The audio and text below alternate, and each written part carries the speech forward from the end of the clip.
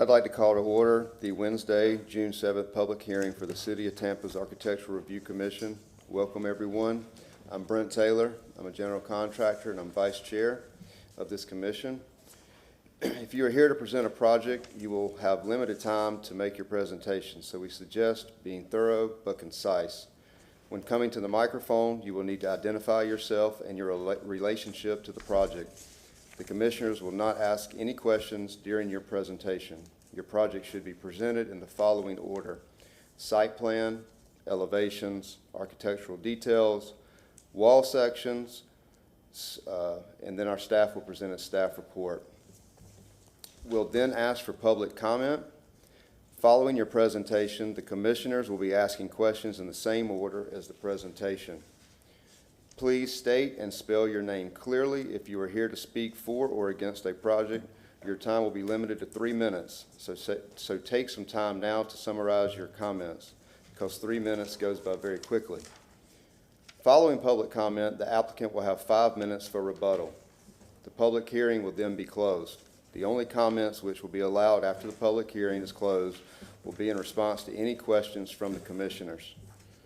The commissioners will then discuss the case and will make their decision based on the city ordinance, chapter 27 of the city zoning code, the design guidelines, the Secretary of Interior standards, Historic Preservation Development Review, or HPDRC comments, and the testimony given at the public hearing. The ARC can only act on items that are within our specific jurisdictional responsibility. Owner agents are independently responsible to obtain any appropriate permits and/or approvals.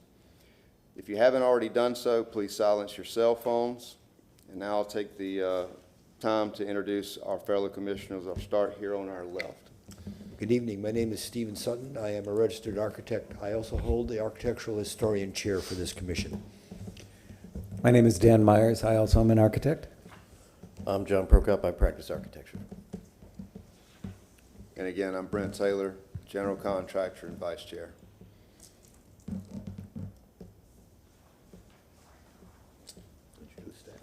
Introduce staff. All right, so we got with us tonight also Ron Vila, Elaine Lund, Alexis Guzman, and our attorney Dana Crosby Collier. Good evening, Commissioners. Ron Vila, I'm staff with Historic Preservation. Moving down the agenda, we will address conflicts of interest and ex parte communication with our legal advisor. Good evening, Commissioners. Dana Crosby Collier from the City Attorney's Office. Would like to ask if any member of the Commission has a conflict of interest with any item on the agenda this evening. I have none. Thank you. Has any member engaged in any ex parte communication with regard to any item on the agenda this evening? No. Thank you very much. Thank you. Under continuations, we have one reflected on the agenda, which is ARC 23-204 for the address of 2809 North Central Avenue. This requested by the agent to continue to the August 7th, 2023 public hearing at 5:30 p.m. And if we could get a motion for that, please. I move to continue ARC 23-204 at 2809 North Central Avenue to the August 7th public hearing at 5:30 p.m. I'll second that motion. You got a vote? All in favor? All in favor? Aye. We are ready for the swear-in. Ms. Guzman will swear us in. Everybody that wishes to testify, please stand up and raise your right hand. Do you solemnly swear or affirm that the testimony you be providing today is the truth, the whole truth, and nothing but the truth? I do. Thank you. We are ready for the first agenda item. Good evening, Commissioners. Elaine Lund, Historic Preservation staff. The first two items that we have on our agenda this evening, ARC 22-229 at 210 East Columbus Drive and ARC 23-224 at 2702 North Morgan Street, are related by the site plan. This is a PD site plan which was reviewed and recommended for approval by this board and was approved by City Council in March of this year. As such, staff is recommending that we hear these two cases together. and then do discussion and vote on them separately. With that, I will move into the photo presentation.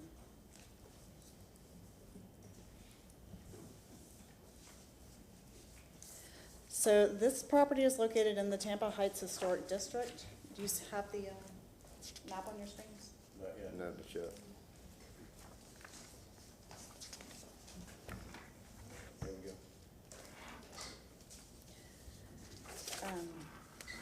The area in green on the map shows you the location of the site at the intersection of Morgan Street and Columbus Drive. There we go. 210 East Columbus Drive is located in the green, and it is contiguous with a part of what was formerly another lot at its rear. So this portion of the application that you will be reviewing involves a new construction of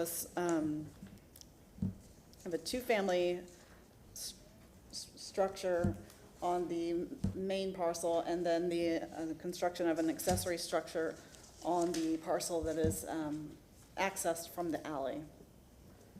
Looking at 2702 North Morgan Street, it's here shown on the 1920 Sanborn map in green. You can see that at the time, there was a residential structure on the lot.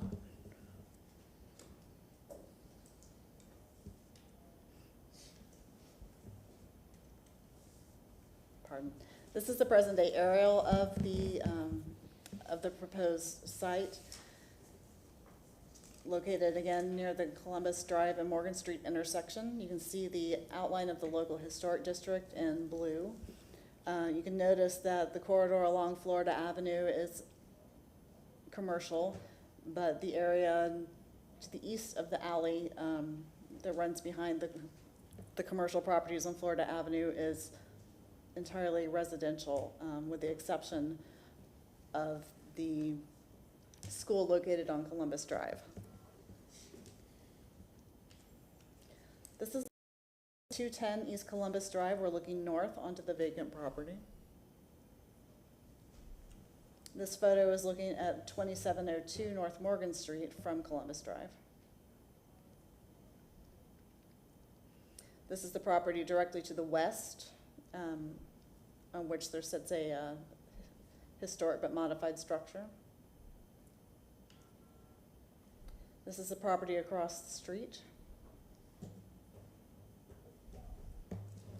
Here we are looking to the east along Columbus Drive. And here is looking west along Columbus Drive. We also have some views from the alley looking into the rear lot where the accessory structure is proposed. And then this is looking at the back of the accessory structure on the adjacent parcel in the alley. And then looking at the adjacent property in the alley as well, to the north.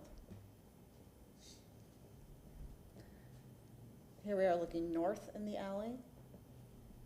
So the subject site would be to your right, and south in the alley, so the subject site would be to your left. That concludes the photo presentation. So at this time, I'll ask the agent for the applicant to come forward.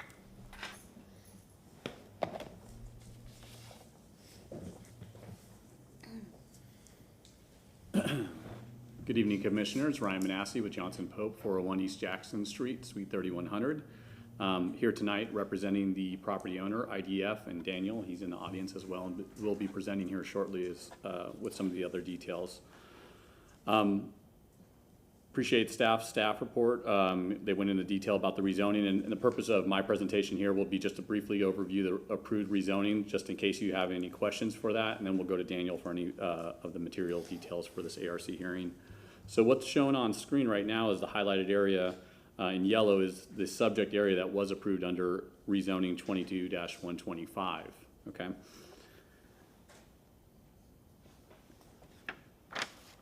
Now, just to go into dates, the ARC, it was file number 22-479, which was the ARC recommendation for approval, and that was to rezone from the CI and RS50 zoning district to PD for the uses on this plan. And those are single-family, semi-detached, and semi-detached and detached.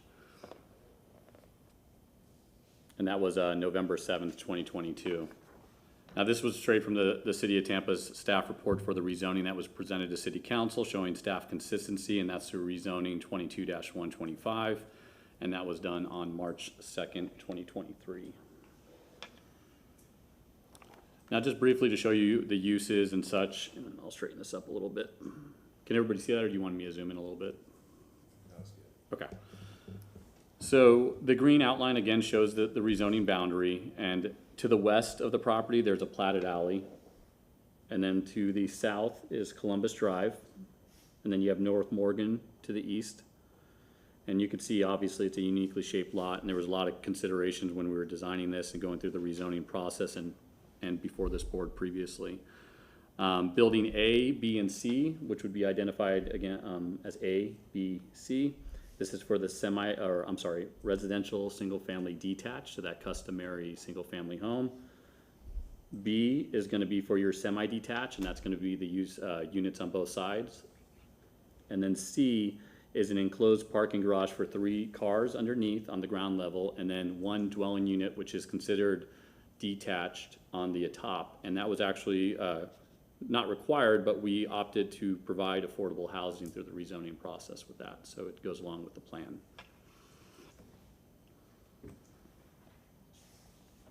Now, staff has mentioned this has gone through the rezoning process, and obviously the configuration, the site layout and such were already reviewed and approved by City Council.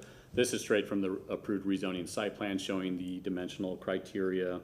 One, the maximum height of 31 feet, then the proposed setbacks, and as you could see from this rezoning plan, we identified it again as building A, B, and C, and then the cardinal directions for those setbacks that correspond to the structures.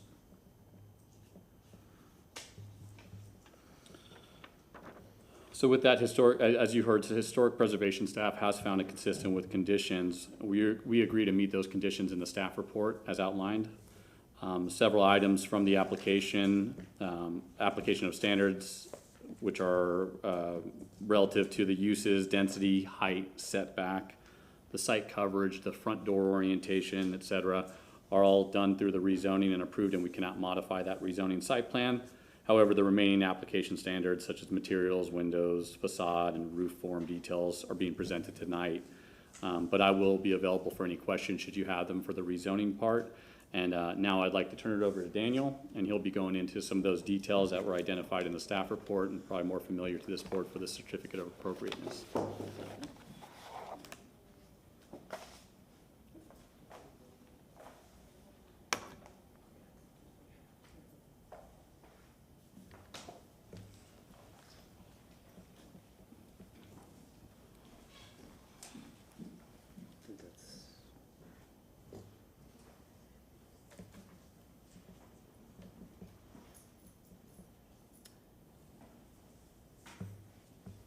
All right, good evening, Daniel Gourds. I am the owner and the developer for this property. My company is IDF Group. So I kind of wanted to go over, as they had mentioned, we're going to go over both of the plans just because they are, even though they're individual projects, it's, as you saw on the site plan, it's kind of all a cohesive project here. So we've got 210 East Columbus Drive and 2702 North Morgan Street. I just wanted to kind of show you guys some renderings real fast. They are not, the details aren't exact on it, but it just kind of gives us a good visual showing, you know, all the different buildings and kind of how it plays into the neighborhood. So this is a view standing in the corner of Morgan and Columbus, looking west down Columbus.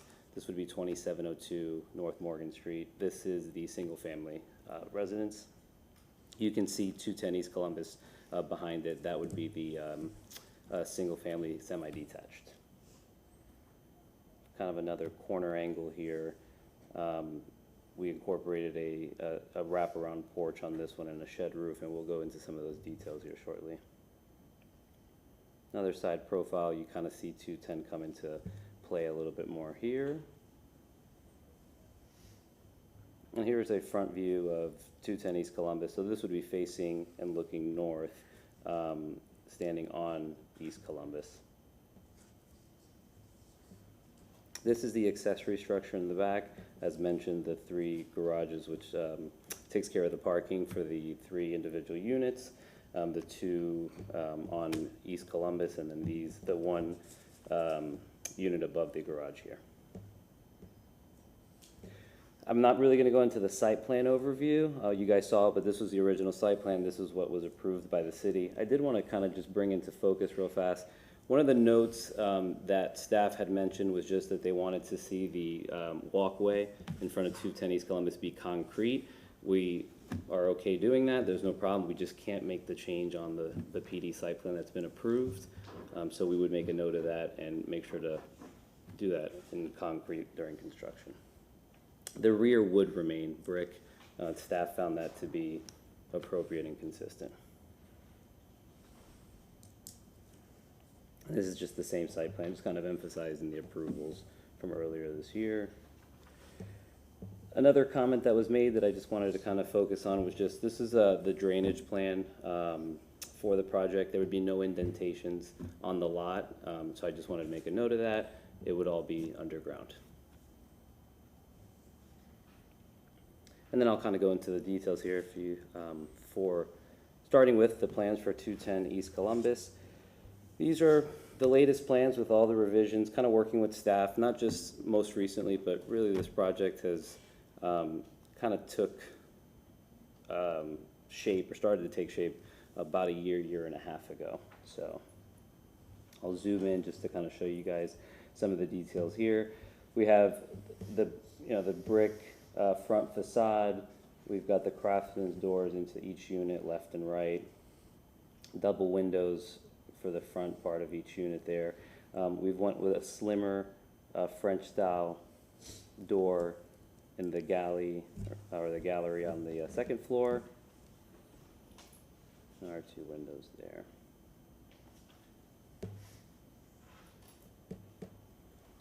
Just a quick floor plan overview. This is our first floor plan. Living, kitchen, dining area. We've got a rear porch on the back. To bring into our second floor plan, it's a 3-bedroom, 2.5 bath. So we've got that the main living on the second floor there. And here's a floor plan for the accessory structure for the upper floor. It is a 2-bedroom, 1 bath. And we've obviously had the 3-car garage here. Front elevation.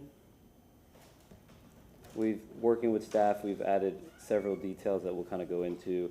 A plywood beadboard ceiling at the porch, the brick front and columns, craftsman doors, a slimmer French style door to access the balcony on the second floor. Exposed trusses, also doing a plywood beadboard in between each truss. Just 1/1 windows. Here's the right elevation.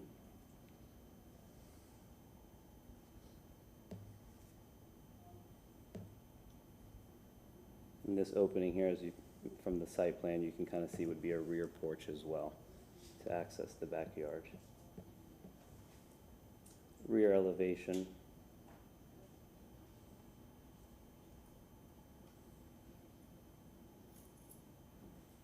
We have our decorative gable vents and decorative brackets throughout.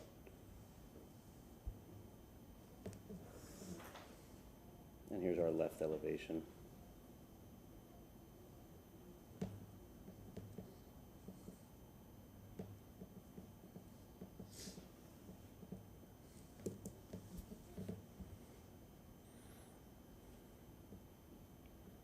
The front elevation of the accessory structure, so you can see the access to the 3 garages there.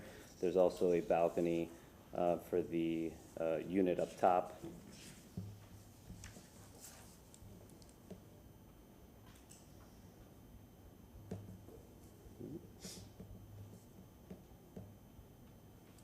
Left elevation showing the balcony, the stair, and the stair access.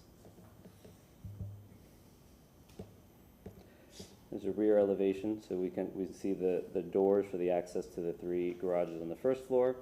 We have the door here for the access to the apartment up top, and obviously the stair well.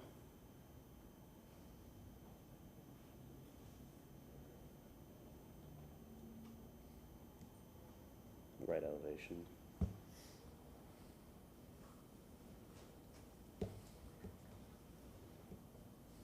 Here's some of the wall details. Actually, let me start at the bottom and we'll kind of work our way up here.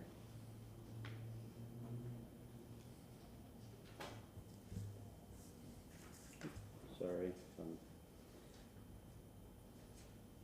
Start here. I did want to point out it was something that had been, some of the items that had been discussed with staff. So we are doing a fiber cement sill. Previously, it was showing concrete on the first floor. Since this is a block first floor frame, second floor construction. Also, and we have some details on that, we've made sure to inset the windows both on the first and second floor so that they would be even and inset more to the more traditional style.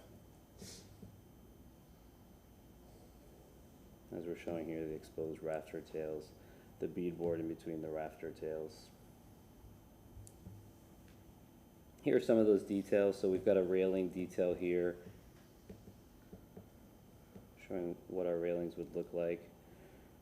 Our window detail for our trim, using a 6-inch at the top, a 4 at the bottom, and then we would be doing the fiber cement sill. We also just kind of provided a decorative bracket elevation. We brought the brackets out. It was requested that the brackets be full length, so we've brought them out to 2 feet so that they match the overhang width. We've provided details here for the framed wall and the block wall so that you could see how we're going to try to inset those windows on both front and top. And just a rafter detail here. We were asked to use an 8-inch barge rafter at the gable end, so we've provided that as well.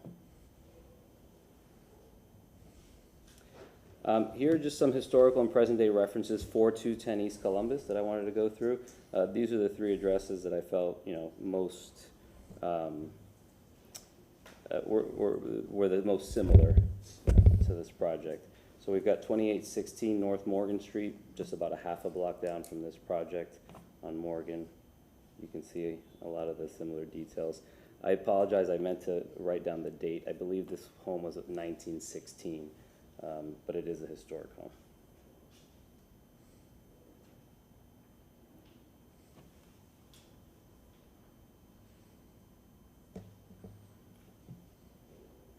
.407 East Florabraska, so another historic home at the next intersection up. I believe this is 1904. So you can see a lot of the similarities in what we're creating. This is a newer construction site. It falls more into the Barrio Latino, but it is just down the street also on East Columbus. But I just kind of wanted to see how some of the newer projects were being incorporated with some of the more historic architecture.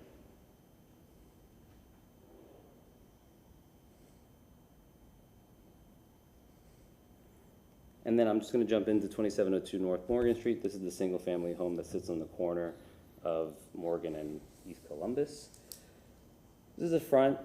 This has changed throughout from my initial presentation, if you will.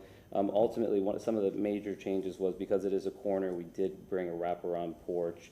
We also incorporated a shed roof, which was something that staff felt would be more historically appropriate for this home and for being and then the wraparound for being a corner unit. Just wanted to kind of show some of the details there.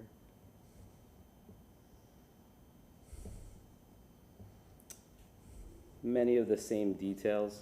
I mean, I'll go into maybe where some are different, but ultimately the barge, the 8-inch barge rafter at the gable ends. We got the plywood beadboard in between the rafter tails, with the exposed rafter tails, the craftsman's door. This one's slightly different. We've got the common brick columns, but we do a stucco finish in between.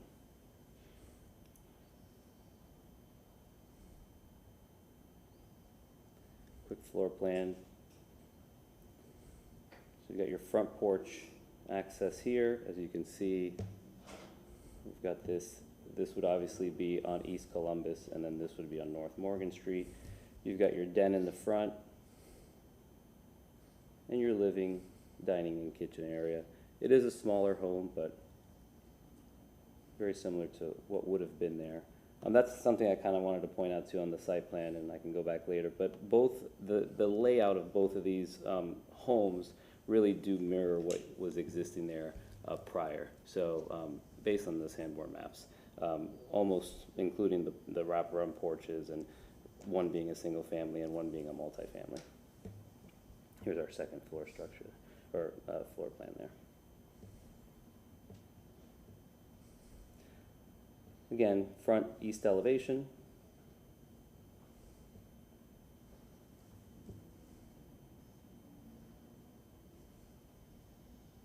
We have our north elevation here.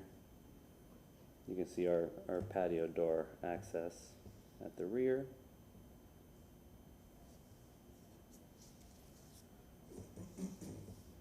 South elevation.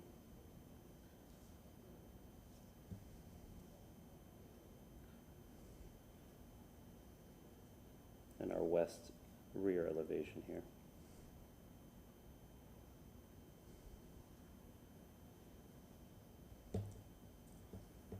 Again, we provided some of the details here, similar to 210 East Columbus.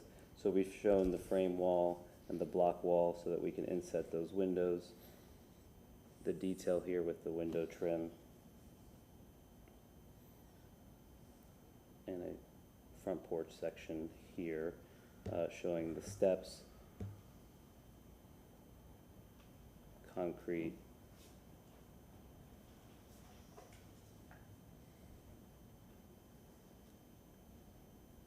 got your kind of two-story block and frame wall section here. Of course, we've highlighted the details here throughout. And again, oops, sorry about that. And I get another wall section here kind of showing our inset windows, our sills,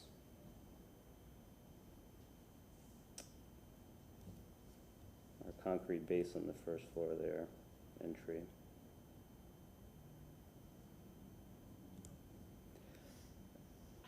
Wanted to go through, these are some addresses here that I found for 2702 North Morgan Street. Staff really helped me, kind of identify some projects that were similar and that where we pulled from some of the design details. So 503 East Sparkman. This one really helps highlight just kind of what the wraparound porch can look like with the shed roof. That's a front view, and then a slightly different view here.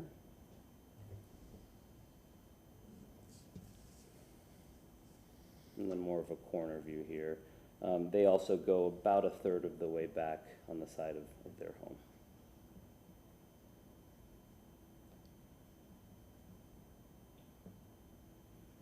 (2824) North Elmore. Just some of the design details here, obviously being the trim, the exposed rafter tails, the shed roof.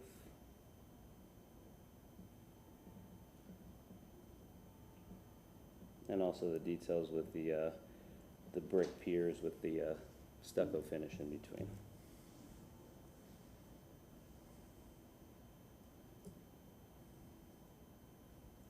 (2607) North 19th, and I believe it's 2609. This was a property that we really looked at to get some of the inspiration for the pop out, if you will, of the den, as well as the shed roof here.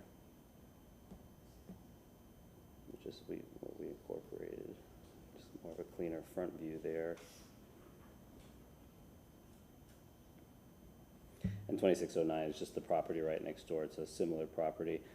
These do fall into the E-Board district, but again, we use them for inspiration.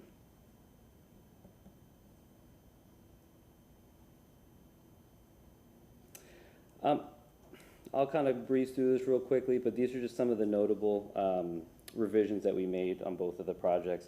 So the decorative bracket, bringing it to full overhang width. We've also increased the band boards. I'll go into the details. Between 210 and 2702, there's some slight differences, but ultimately we brought we increased the size of the siding. Staff felt that it would be nice to have a narrower French door at the second floor gallery, so we've actually reduced those to a 60-inch wide versus the standard 72 on both sides.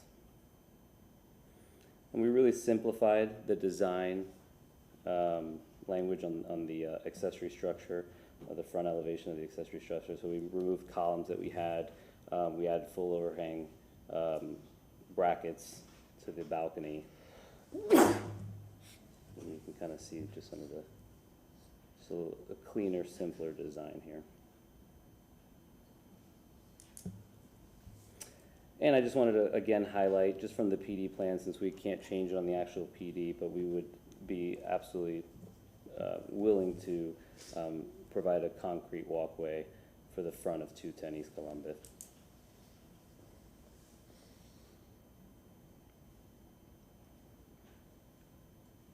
For 2702 North Morgan Street, it was requested we add or incorporate an 8-inch barge rafter at the gable ends. So we've gone and done that on our plan.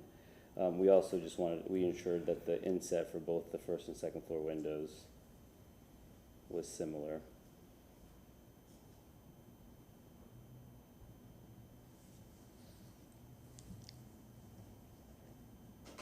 We corrected the window trim, so we would be using a fiber cement sill for both first and second story on both projects, but it was highlighted for 2702 North Morgan. And we added a brick pier foundation here, which originally was not there on the original plan. And then I'll go through the material palette. I do highlight some of the differences, and I've kind of brought it out as we go through it.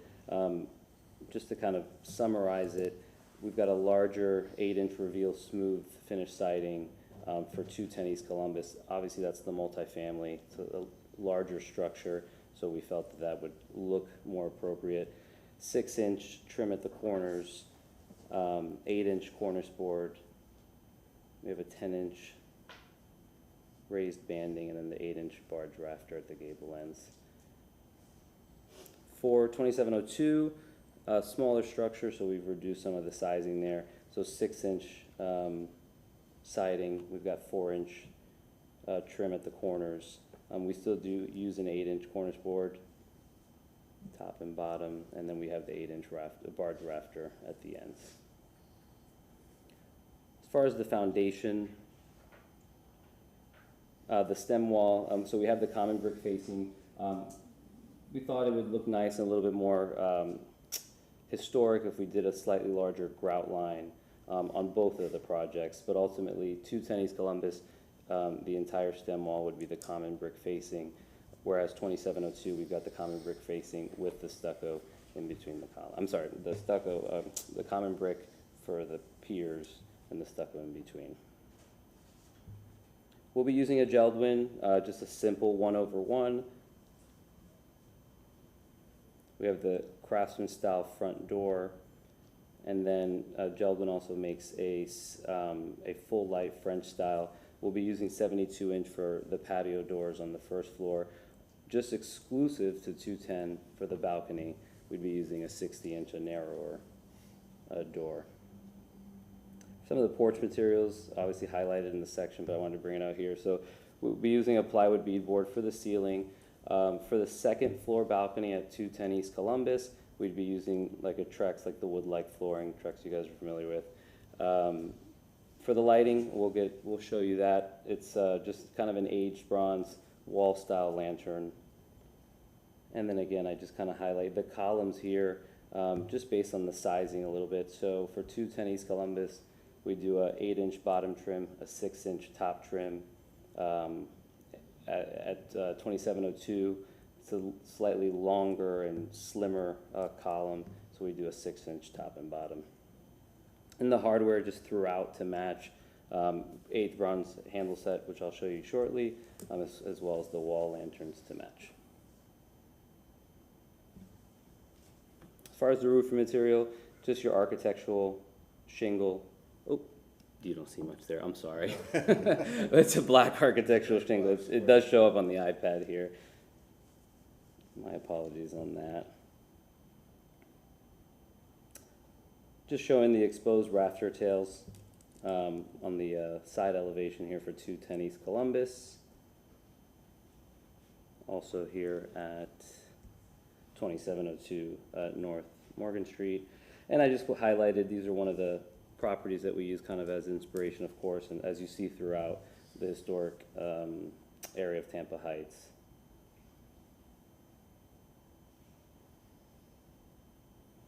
And again, just kind of highlighting the shed roof here as well with the exposed rafter tails. This is your plywood beadboard. We'd obviously stain it to a wood-like color. This is a very standard material there. Using the James Hardie siding, so we use a smooth finish siding. It's, as I mentioned, 6-inch on 2702, the single family structure, and 8-inch on 210 East Columbus, which is the multifamily. And these are just kind of the details of the trim, smooth trim. They have the 6 and 8-inch trims, cornice boards, just about everything you can need. So, again, as I mentioned, for the common brick, just with a slightly larger grout line that we felt would just be a little bit more historic. Just showing the front elevation here. For 210 East Columbus, it would be full brick, whereas with 2702 North Morgan Street, we would be doing the brick piers and the stucco in between.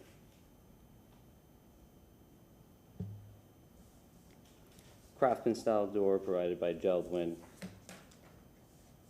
You can see the two here for 210 East Columbus.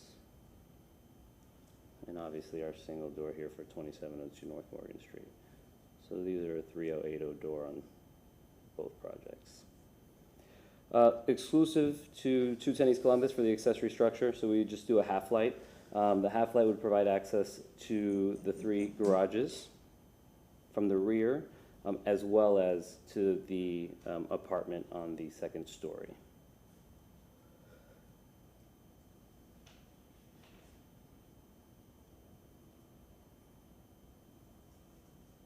Full light French patio door throughout the project for both 210 East Columbus and 2702.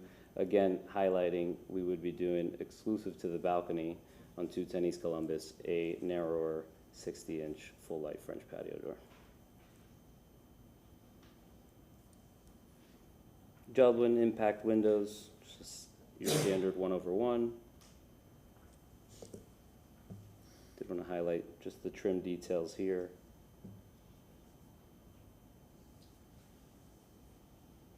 And here's a visual from one of the historic homes. Again, exclusive to 210 East Columbus. Your garage door here. You can see how we incorporate those into our plan.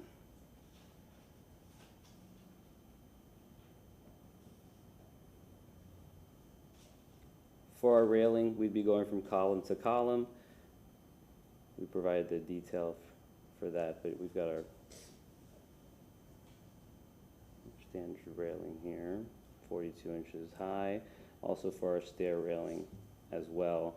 And we provide the detail in the plans for the post.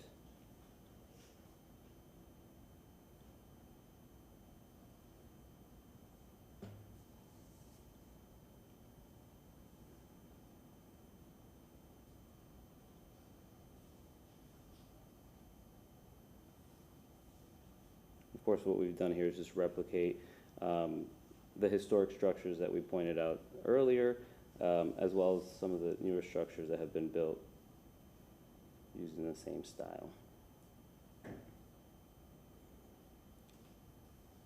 Highlighting the plywood beadboard again, just kind of showing you a visual here, of course, we know, what that'll look like for both the balcony and the porch at both structures.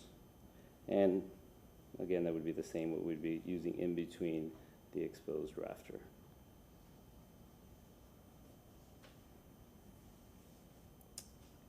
This is just to highlight your Trex decking. As you guys know, that kind of comes already with a color, so we would pick a wood-like color, and that would be exclusive to 210 East Columbus to the balcony.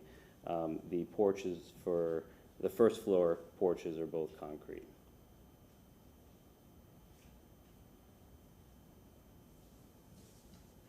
Here's our handle set for both front and rear doors. And we've got our kind of a matching hanging wall lantern there that we use throughout for both projects. Again, thank you. Just kind of wanted to bring you guys back again, just kind of showing you another elevation there, showing both projects and just kind of how they fit in with each other. That concludes my presentation. All right, thank you. Now we'll have our staff report. Elaine Lund, Historic Preservation Staff. Staff found this project for both cases to be consistent with the design guidelines for the Tampa Heights Historic District.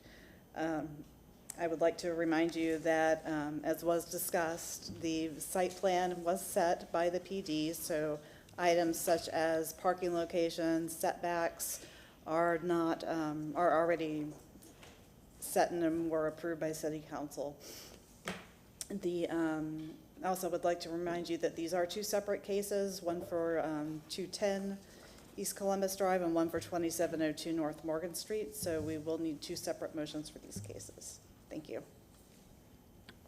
Okay, thank you. Now we'll start asking questions, public comment. Do we have anyone? Seeing none, now we can move to questions.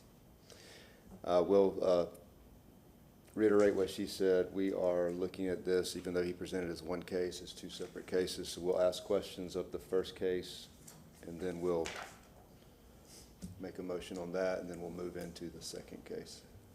We'll start here with Commissioner Sutton on my left. Thank you very much. I do recognize that the site plan has been cast in stone through the PD process, but I do have one question related to that. Could you run down for us the nature of location screening or lack of public view for air conditioning equipment? So according to the rezoning, the air conditioned equipment would be required to meet the dimensional requirements of the code. Mm-hmm. So it's not shown on there, it has to meet the code. I don't know, Daniel, do you have detail of where you would put the exact AC condensers and such? We didn't provide them the site plan. Ultimately, they would both go into the rear of the property, and if there would be any street visibility, then we would provide kind of a similar a fence shielding that would be approved by staff. Okay, understood. And I have one question, and it's going to be for the single-family house, so I'll hold off to that Okay. when we go see that. Other than that, I have no question. Commissioner Myers? I'm sorry, you don't get to sit down. Oh. Okay. We'll vote Your yeah. size. Just a very quick question. Why is the right of way angled in front of the street, or in front of the front of 210? Along Columbus, Yeah. it was a previous taking. So that's why Columbus has that weird jagged cut like that, so. Okay. It further made this site unique and actually quite difficult to develop, so. Yeah, and that was the justification for a lot of our, site development and how we can lay out the site and make it conform to the Tampa Heights standards as much as possible. So it was a taking for, Columbus, yeah, for the right-of-way, it was a right-of-way taking. okay, so it is for an eventual widening, is that the deal? I imagine it was. Okay. It was a pretty old one, if I recall, when I looked it up, so it's probably just been like that for quite some time, and Okay. who All right, knows if thank they're you. actually ever gonna improve it, so. Okay, so now can you bring up the front elevation of 210? Yep, absolutely. And to further comment, just kind of on that taking at a weird angle, I don't really see, even if they were to widen Columbus at that angle. Oh, So, that was solely a question, I was just curious. yeah, I think it's a benefit for us because it really, we've got our setback, but it provides us more space to both, to our property line, or to the sidewalk, I should say. So what is the window that you are actually going to use in this project? It's a single hung, is that correct, or it's a double hung? No, single hung. Okay, because you've shown us a double hung. With Oh, the I'm sorry. arrows, right? Yeah. And then But on the, it would be a single hung. My apologies on that detail. okay, It is, and and I could go back to that in a second, but it is a single hung, just a clear glass 1/1. and it's aluminum vinyl, Vinyl. Vinyl. Vinyl impact. okay. And then the doors, where is the knob on the front doors on the first floor? Is it on the left side or the right side? So, it would be here, I'll show you here. So, for this unit here, apologies, it would be on the left side, and then for this unit, it would be on the right side, opening in towards the dividing Okay. wall. Okay, because the little dashed lines Mhm. are backwards. Backwards, sorry. Right.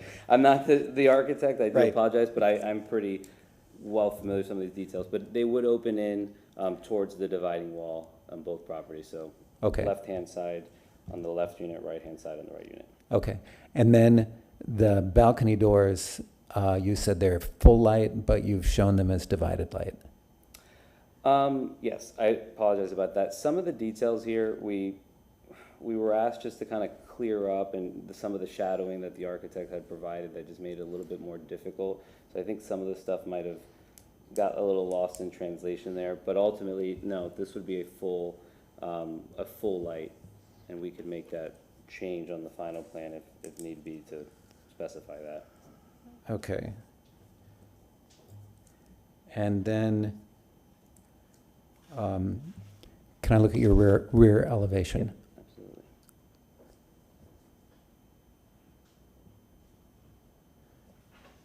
Again, it would be a full light there, I apologize, and a single hung. That's okay. You do have these big windows in your walk-in closet on the second floor. The original plan didn't have windows. Staff wanted to see some windows there. So we'll have a very bright and airy closet, master closet for both of the units. But we could work around that, so, as far as from the interior perspective. But to satisfy and to kind of provide a little bit more of a fluid design, we have added those inside the closet, yes. Okay. And then the porch, so you're showing us steps down on the rear elevation and not going to the side, right? It would just be On this- coming down the rear, correct. Okay.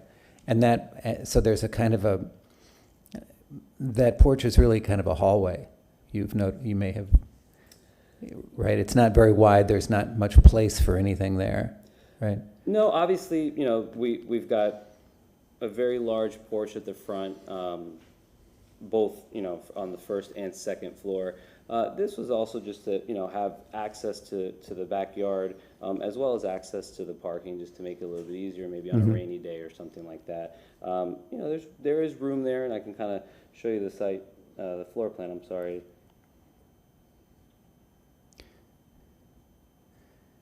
It occurs to me that you could perhaps capture that on the inside rather than,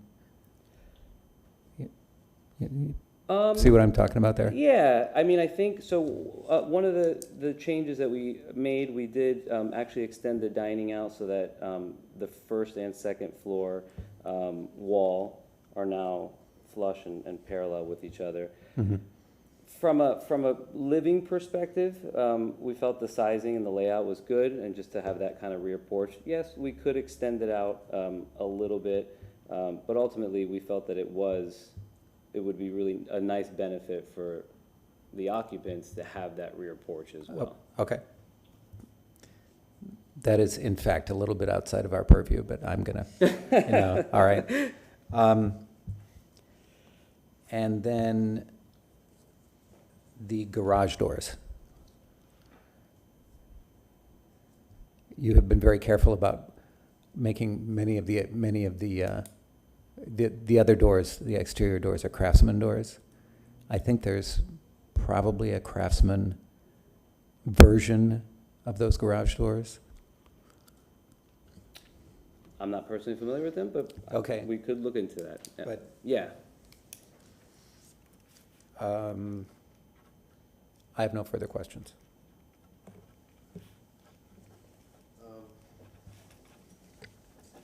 Hi, thank you. Thank you for your presentation. It was very thorough.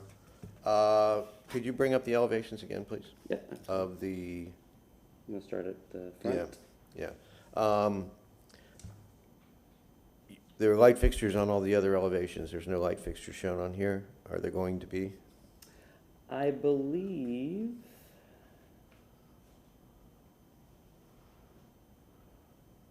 Yeah, they're just missing from this building completely. I believe they're hiding behind the column.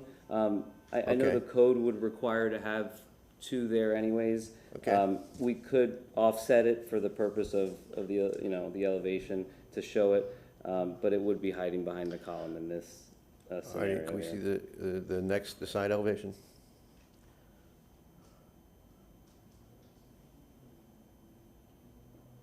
No, don't zoom in so much, please. Oh, sorry about that. Just, you brought up precedents from other buildings in the area, the historic buildings in the area, and that they're very similar in design. And one thing they did always have, though, is, all of them, is there's a little bit of space between the windows and the barge boards, and these windows seem to be shoved out. They're not the barge boards, the vertical trim. Mm-hmm. These windows just seem to be like really shoved up, and you're gonna have like a little 2-inch piece of siding. If you zoom into that front window, the windows to the left, you're gonna have like 2 inches of width of siding in between the trim board and the windows. And I'm just wondering if from an interior standpoint, is there a reason those windows are that Let me close to take the a peek, corner of actually. the building?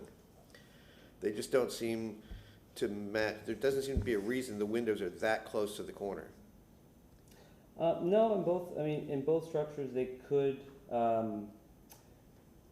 be moved. Obviously, we're trying to match first and second floor, so in this case, Right. the living and the master. So, they could be moved over a little bit. I know think it would be good to have your designer look at that a little bit. Absolutely. Because you don't want to have a 2-inch piece of siding. Yep. In there between your trim boards. Could we look at the other elevation too also? I want to make sure I got the rear elevation. Oh, the rear elevation, okay. Yeah. Again, Okay. We'll correct those. One of the things, again, this is almost the same comment. The two windows in the upper left and the upper right aren't centered over the door below. They just seem to be shoved to the corner for some reason. It's just, all the precedents that you showed, all of the windows align. All the windows are stacked, they're centered. If there's a single window above a double window, they're centered. And these are just all just not quite aligned. And then the 4 in the center, the 2 on the ground floor and the 2 on the second floor, again, I think you should have your designers check to see if they can align, because they just look way off. Okay. They're close, but not close enough. No cigar. Yes, I understand. Most of them, I believe, just kind of going back to the,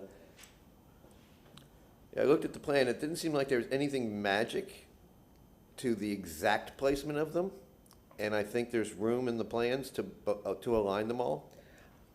It's almost like somebody put them dead center of the room. Yeah, so I'm not an architect, I just kind of know from conversations. I think with the architect's intention was just never to place kind of a window, which in this case would be the ones we were referring to, at least on the second floor here, in the middle of the room. Right, but the ones we're talking about, the ones in the walk-in closet, they're centered in the walk-in closet, and then on the ground floor, if you move to the ground floor plan, over to the left, those are all being dictated by somehow being symmetrical in the dining area, but they don't align with the windows upstairs. We'd be more than happy to look into it. I'm mean, just asking if you could have your designer look at that. Yeah, of because I course, think of the course, and we symmetry- could try, I mean, I see what the goal and the intention here is obviously to align these windows. We could take from bedroom 2, see if we can bring that window a little bit more to the center. I just believe he was trying to get it kind of more in a corner. Well, the bedroom. But align that with the door. Yeah, they'd be centered on the doors, and then the two right there where you're, no, go Yep, back. The right two here. right there next to the wall would just, I think, need to move out a little bit to align with the closet ones upstairs, or move the closet ones to align with these. Okay, I just think it's part of the, probably the closet, right?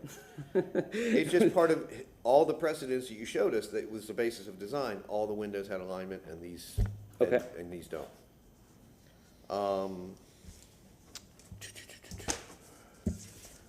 What's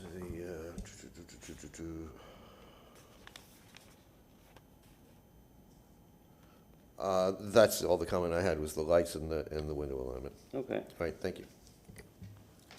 All right, I've just got a couple of more. First question I had was going to that elevation right there, actually. Was there any other options looked at as far as the columns potentially being a little larger? Don't quote me on this. I believe with working with staff, were asked to kind of slim them down a little bit. Okay. I think they were larger at one point. We're 100% open. We could definitely make them a little bit, larger, but they are based on a 4x4, a wrapped 4x4 at this point. Okay. So And we that's could go to something a we can 6x6. discuss, and I can get some input from Sure. some of these other designers that are on the, Yeah, it would be easy Commission. to go to a 6x6 and make them slightly larger. okay. The gable vent, I think I know the answer, but I'm gonna ask, is it a working vent or is it decorative? Decorative. Okay. Now can you pull up the elevation of the accessory unit? Yep.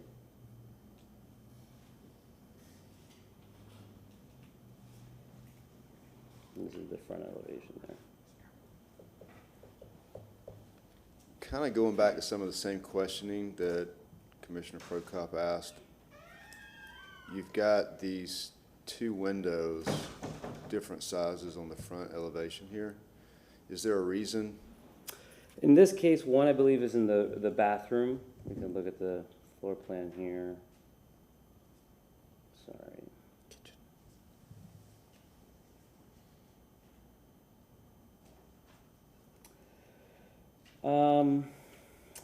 It's the window over the Kitchen. sink in this case. Okay, And then we've got one of the windows for egress in the bedroom. So we're limited on obviously the height of that window, in this case, there. okay.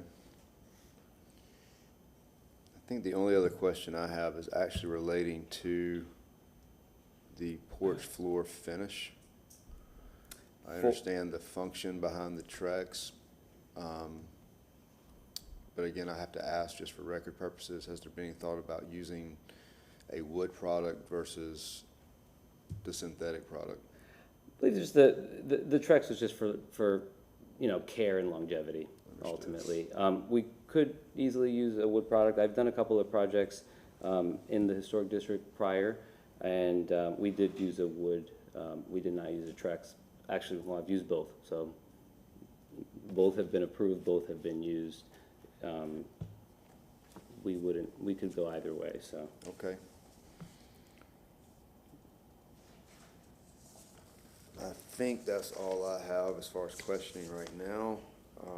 Any other questions? Yeah, well, we have this elevation up, and again, I don't know if it bothers anybody else. The different sizing of the window, I understand because of the plan, but again, those windows are not aligned on the, centered on the garage doors below. They're off by like 4 inches from being centered above them. And that kind of thing is, again, I don't see, I mean, to align them, yeah. definitely not an issue at all. As far as the sizing, No, I understand you can't do anything about the sizing. and Yeah. That's plan generated, and I understand that. But I think you can align them. And again, that is part of what makes so much of the architecture in these districts attractive, is because things align and they seem, they have Very symmetrical. an order to them and a regularity to them, and that creates the neighborhood. And then you see things that are off, and it's like, okay, somebody didn't pay attention. okay. They're just slightly off.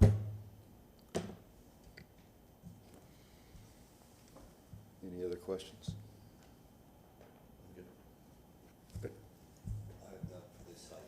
Okay.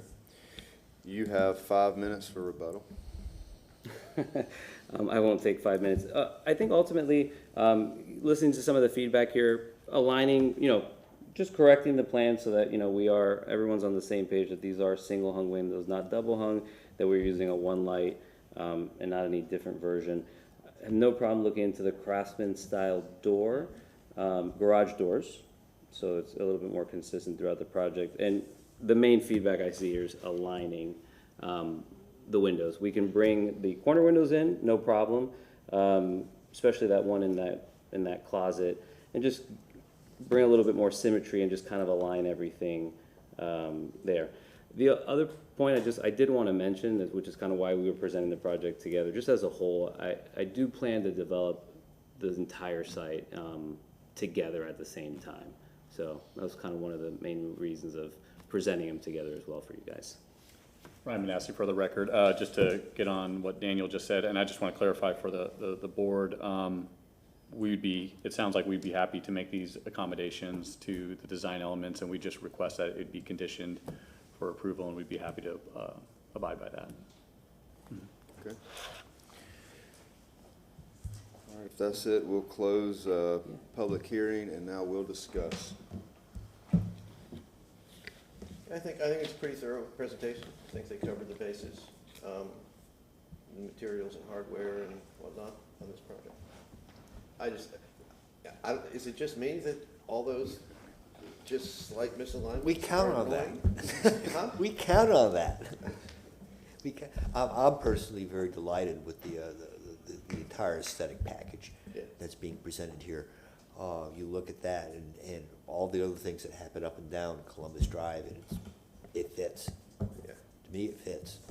So I have no objection to this at all. Okay. As far as presentations go, it was about as thorough as we get. I mean, I'm thoroughly impressed with how you presented and what you brought to us. It made our job a lot easier, so thank you. Even with the misaligned windows. Even with the misaligned windows. Need a little quirkiness every now and then. So, the only thing that really kind of jumped out at me was the questions I asked. The columns did look a little spindly, if you will, for me. So I'd lean on you guys from a design perspective to give me some of your thought processes. I do come from an area of the country where, things are sometimes bigger. Stouter. A little more stouter, so, And there's precedent for doing things that, much stouter, much wider. But I looked at the precedent buildings that he presented, the 1904 and I think the 1912, I forget the exact date of the two that he showed. They have almost the same proportions as this building did. And it's, There's a Lacey effect to it. yeah, I really didn't have a problem with Not at the all. proportions of the columns.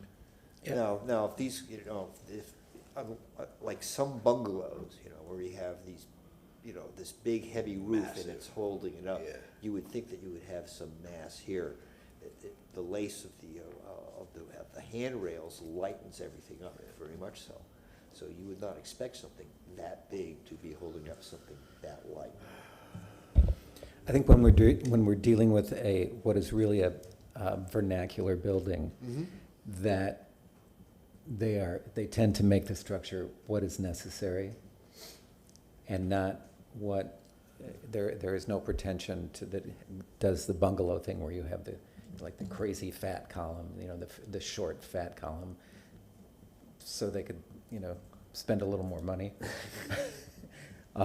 So I think that this is a project that will fit very well in the neighborhood.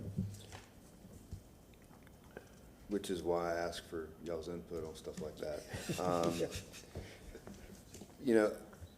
The whole building is synthetic materials. And the Trex kind of jumps out because it tends to look a little more synthetic than some of the others.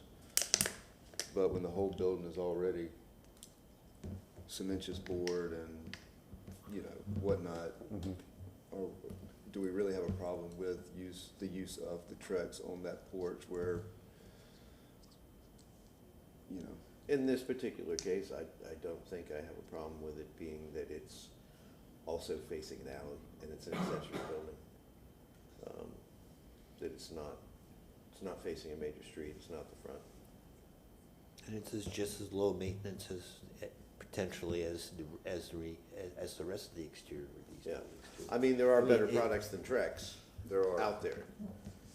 There are higher grade, more historically accurate, scaled and proportioned imitation wood out there, made out of PVC composites and that kind of stuff. Trex is kind of like the Yugo of Well, of materials. it was the one that But- got, everybody recognizes. Yeah, yeah. It's carried at the big box Um, stores, and that's why. But there is historic precedence for using PVC composite decking, even in contributing structures on the floor deck, and it's been accepted by the SHPO in the state of Florida. So, It just has to look right. It's a scale thing. yeah. But again, this is on the second floor patio facing an alley, so I'm not, Well, it's also facing Columbus. There's a, is the It goes- second floor deck of the main structure also that that was my facing understanding. Columbus? Yeah. Oh, Okay, I'm so- okay, so but- I take my, But nonetheless, I think it's completely appropriate. It is, yeah. this is after all, it's hardy board. Right. It is not at all a pretentious structure And I guess that's my point, is normally I'm a proponent of natural wood. But in this case, everything else, except maybe the brackets, is gonna be made out of something other than wood. So it's, Right. And if it's a allowable material, yeah. I mean, the windows are vinyl, it's, Yeah. everything. when it's a new structure, we have, I think that generally a great deal more latitude is a little allowed. looser, yeah. Yeah, the only other item that kind of, and you hit it, was the garage doors. They looked a little off from a design A different perspective. I think there's some other styles that may go with the architectural, I agree, chosen style. I agree. We got a motion? I would like to add one more thing to the list, if I may. to Sure. Point of discussion. Let's go back to the AC equipment. Currently, it's not really detailed as to its placement. I think a simple coordination with staff as to where it is and Yep. whatever screening is may be necessary should just be plugged in as a footnote. By staff, yeah. Yep. Yep, okay. One of the items, I think, they presented they would do it, so I don't think we've really questioned it, but the comment about the concrete drive rather than the brick on the front, is that something we need to make a part?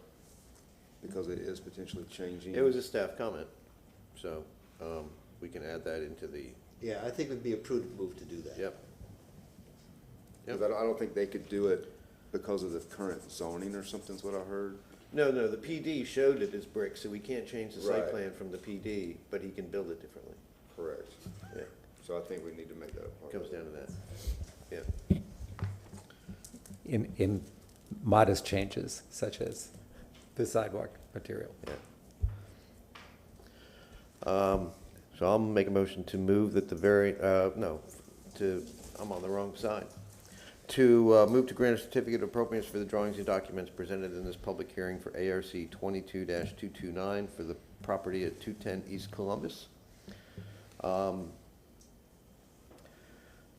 With the following conditions, that the staff comment to incorporate concrete sidewalks versus brick be considered, that the AC units are shown and approved with screening by staff, that light fixtures are shown and approved by staff on the property, that the alignment of windows be reconsidered and approved by staff, that the window and door types are corrected on the plans to what was presented, and that the garage doors be considered for an alternate design and approved by staff.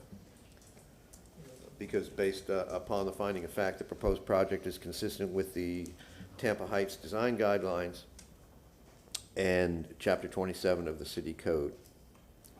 For the following reasons, that the property achieves appropriate scale and massing for the neighborhood. I'll second that motion. All in favor, say aye. Aye. Opposed, none. All right, that passes 4-0. All right, so now we will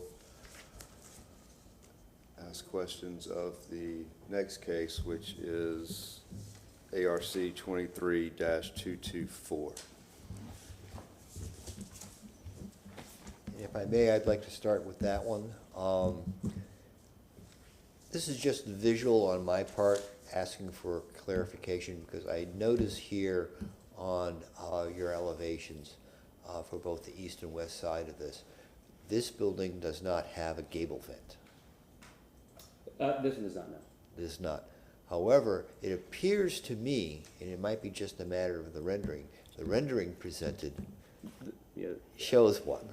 The renderings were done a little bit prior and used kind of throughout the process for the PD and just kind of this whole process. So they were not exact. The renderings are not exact. The plans were, and we'd revise the plans if we need to. But the renderings were more to kind of show both buildings, how it incorporated into the corner, how they played against each other. So for this, the detailed plans and elevations for tonight will rule in that regard, and there will not be a vent in these gables. Correct. It Okay. would be, at this point, it is these elevations. That's my only question, sir. Okay. Thank you.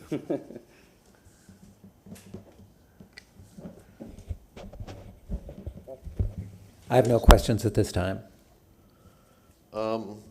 With this elevation being up, what is the top of the small brick pilasters made of? On the other project, there's a small precast cap. These don't seem to have a cap on them. And how do you intend for those to be topped? Well, and I apologize, I believe these would also have a cap, and I apologize if it wasn't shown. Originally, I thought that they were at level with the porch, but we would incorporate a cap on these. Okay. Can we look at the side elevation of this house Yes, too? absolutely. This is the side that faces Columbus. Let me go to that. Yeah. This is. the Yeah, side that faces Columbus. And again, if you can see those two windows on the right, they're not aligned by like a matter of 3 or 4 inches, Okay. which again is very annoying. This is a second front of the house. You know, there's 2 fronts to this Yeah. house. And I think some more attention needs to be paid to the fact that this is facing a major street and this is actually a secondary front of the house.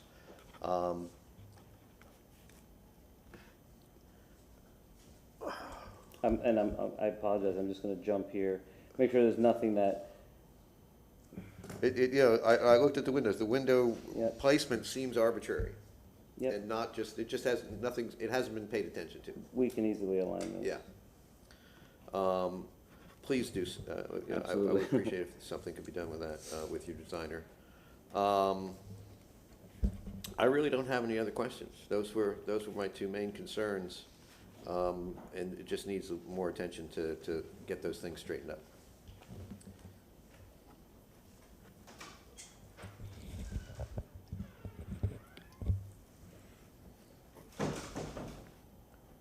You have any questions, Mr. Rogers? You did mention that you want to use black shingles, Correct. and this is simply a sustainability issue, and I know it's fashionable to use black shingles now because it's historically correct, but they absorb a great deal of heat. Yeah. You- I don't think we can really comment on coloring, you know, of That's, anything. yeah. But there is a reflectivity issue there. I mean, they get really hot, and so they tend not to last as long. It's just that is a comment, Thank not you. a question. A consideration for me to take with me, absolutely. I only have, I think, two questions. One goes back to, again, looking at these windows. Just going to, for clarification reasons, you are going to be using single hung, Yes. not the double. And we will fix that. I do apologize. And then back to these columns. So is the porch design meant to, is the finished floor meant to go over the brick column, or is that brick column coming up flush? I think that might answer the question of the cap. Right, that the slab itself might be the cap. If the porch flooring is meant to go over and the column sits actually on top, So originally, that's what I thought, was that it was, you know, the column is flush with the porch floor. I do apologize, I'd hate to answer incorrectly, but I would get with the architect on that. I believe, my doubt is kind of this part right here. It is showing it flush, and I think that was the design. So ultimately, the concrete would continue, we just have the facing. If it is not flush, then we would add the cap. Unless staff felt that, well, that we should raise it a little bit more, but ultimately, the design was supposed to be flush and just have these columns, at these different points here, flush with the floor okay? and our stem wall. Actually, I think two of the piers on the Columbus side actually show caps. So can you, Yep. I think we're they do. There's a coordination issue, yeah. Your designer just has to Pick one. decide, then get it consistent. And the easiest thing is probably to have the porch floor extend underneath the columns. Right. Oh, Yeah, absolutely. I think my intention was to have it all flush, and it would just be the facing. If that's okay, then we would just make sure that the plan addressed that, and it was consistent throughout Okay. the front corner. And if you would go back to that front elevation, because it actually seems, are you missing columns there? No, that projects, the right side Ah, projects out. yes, I'm sorry. Thank you.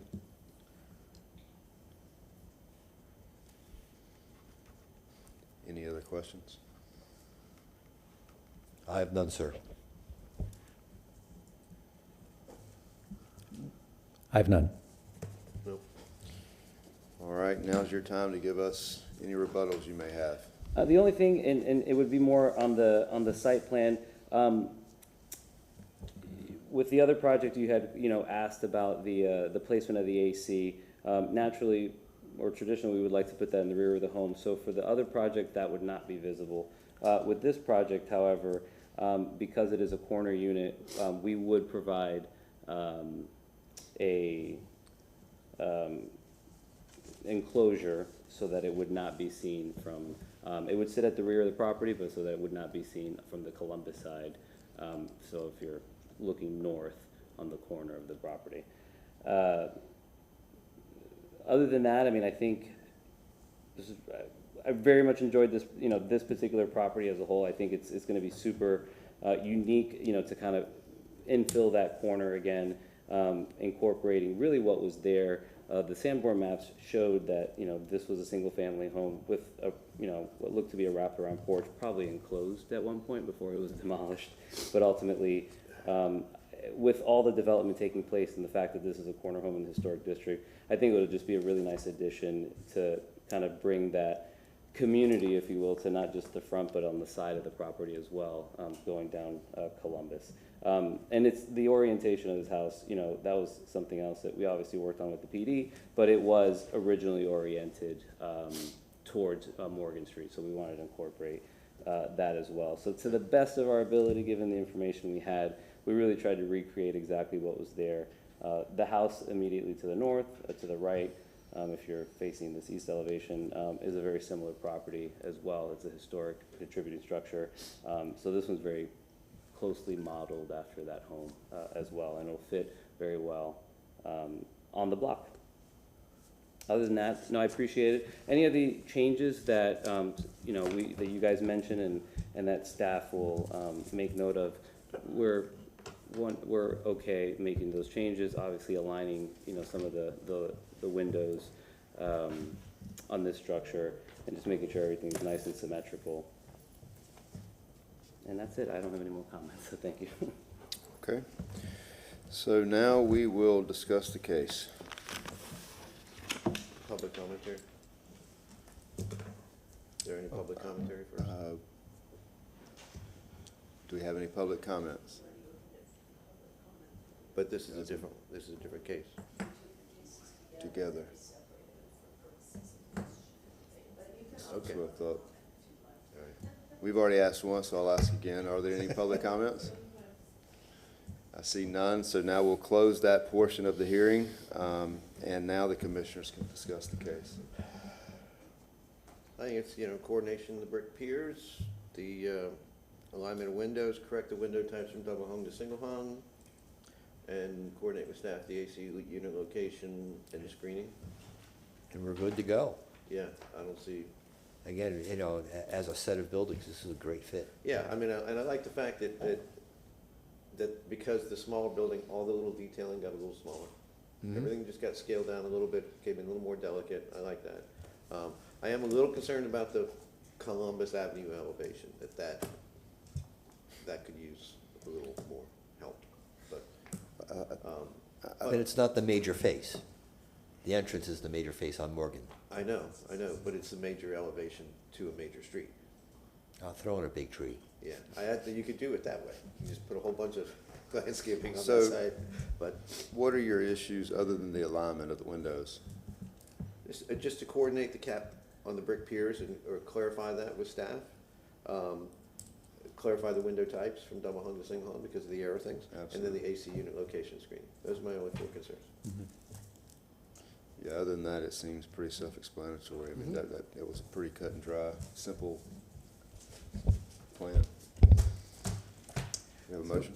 Move to grant a certificate of appropriateness for the drawings and documents presented at this public hearing in ARC 23-224 for the property located at 2702 North Morgan Street, because based upon the finding of fact, the proposed project... With conditions. Yes. Oh, I'm sorry. With the following conditions. Okay. The following items shall be coordinated with staff. The caps should be incorporated on the front porch at the bases of the columns. That detail needs to be coordinated. Line windows where possible, particularly on the Columbus Drive elevation. Correct the window types so that they are consistent across all the documentation, to be single hung, and to screen the AC unit, and to coordinate the location of that unit with staff. Because, based upon the finding of fact, the proposed project is consistent with the Tampa Heights design guidelines of the City of Tampa for the following reasons. The massing, the building form, the orientation, and the site coverage are all consistent with the conditions of the historic district. I'll second. All right, before we vote, I'll ask the applicant to come forward and just answer, do you understand the conditions? That were just set forth in that motion? Okay. All right, so now we'll vote. All in favor? Aye. Pass 4-0. Thank you very much, gentlemen. Thank you.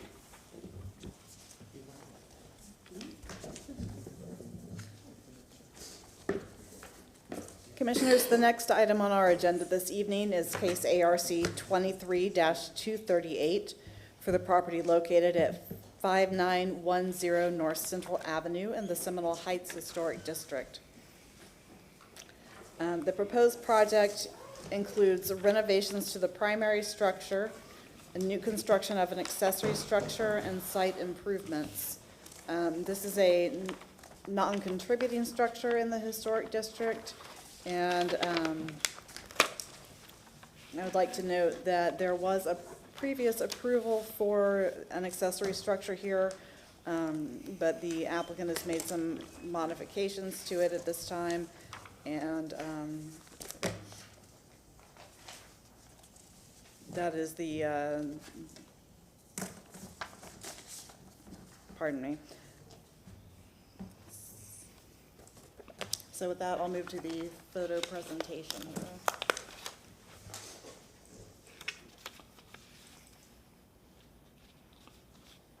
So the property is located in the Seminole Heights Historic District. This is the location of the subject site is shown in green near the north end of the district off Central Avenue. What's that? Yeah, I just. This is the 1920 Sanborn map showing that there was no parcel, or sorry, no house located on this parcel at that time. The house that is there was constructed in 1963.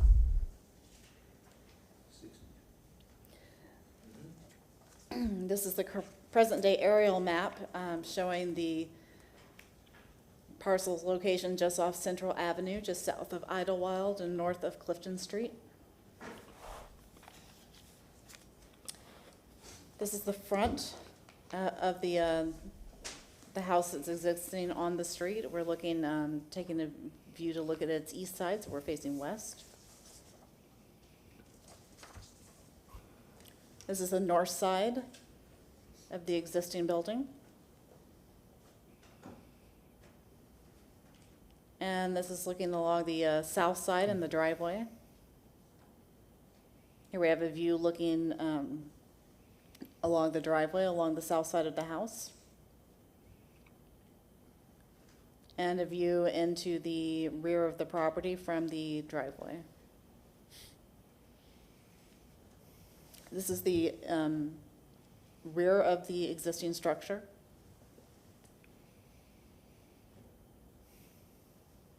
This is the property located directly to the north,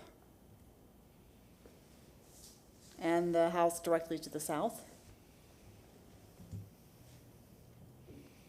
And then looking east across Central Avenue, this is the view.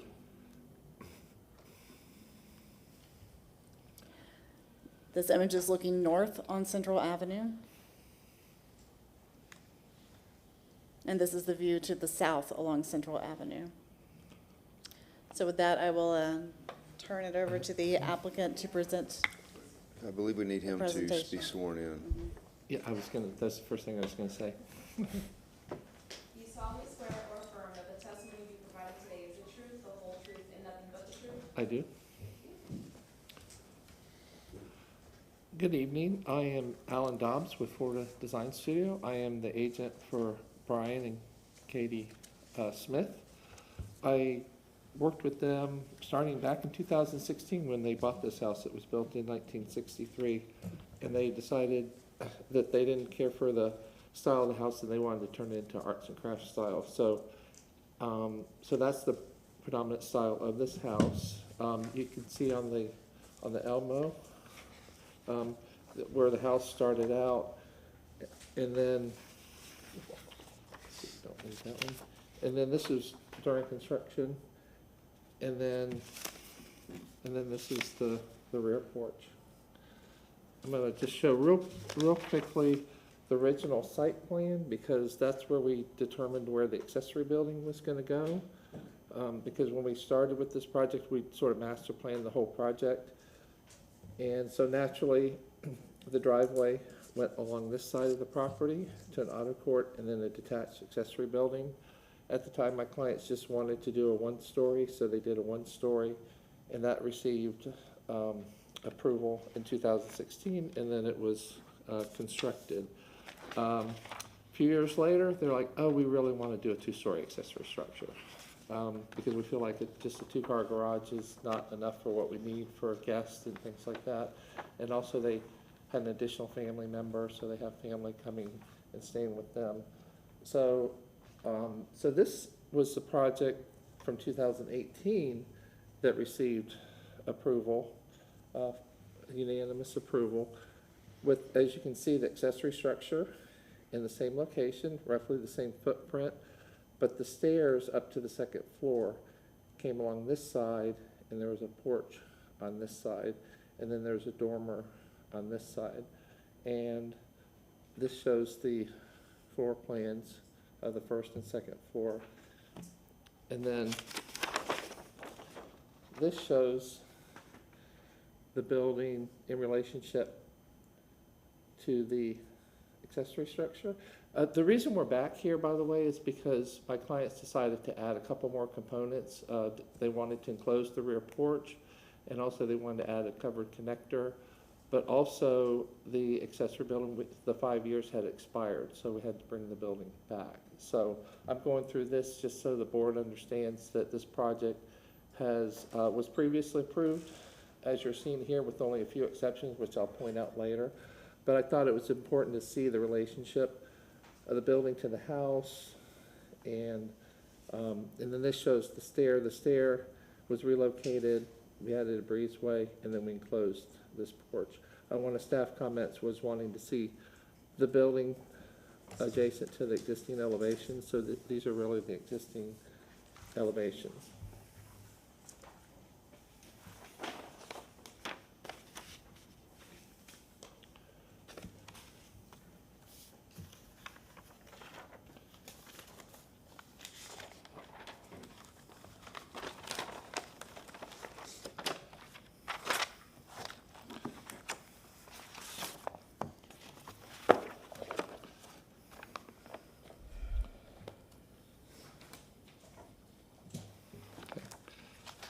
So I had to get everything organized. So this sheet here shows the site plan. Part of the site improvements that we're doing is we're gonna add a new fence here. I have some photos to show the existing fence that was built by the neighbors. So we're gonna match that style fence and add a gate here. We're gonna extend the concrete ribbons to the gate. My clients want to put brick between them from the front of the house back, and then have the auto court here. Again, this structure's in the same location with the dormer and the porch on this side, but the stairs moved back to here so that we have the covered connector here, and then you can see the porch there. So the way that works out in floor plan is the connector is centered on the existing columns, and it's 6 foot 10 inches wide. And this shows again a roof plan to kind of show the massing and form of the building and the breezeway. This porch roof has a 3.5 and 12 pitch roof, so we're matching that pitch for the breezeway, and then this has a little bit steeper roof so that we could build within the volume of the roof and keep the scale of the building down. I have a little blow up the site plan. So some of the other features I didn't point out, the air conditioning unit is actually underneath the stairs here on the backside, so it's totally screened. This is just going to be concrete. We talked about using pavers, but because of all the hard turning, pavers would tend to migrate, so this is just all concrete. And I did not show a scoring pattern, but that's something that we will certainly do, and we'll also coordinate that with staff, but it is not really within the public realm because it's behind the fence, so you can't really see it from the street.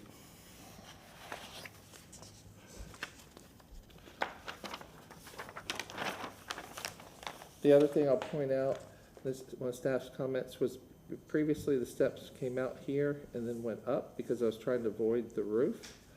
But I realized if we flip the steps and we come up on this side and go up, we arrive at the same location, but the steps aren't projecting out into the backyard. So this shows it in a little bit more detail. And these columns sit on a masonry base, which you'll see in the elevations, again, to match the existing. We're doing 2 single garage doors to break down the scale of the front of the house, rather than having one large garage door. And then on the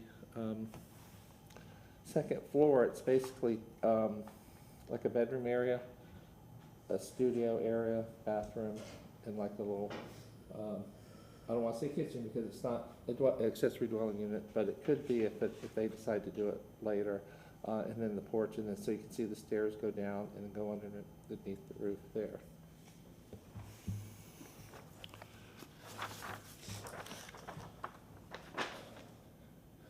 On the elevations, one of the things to notice is that we don't have the skirt.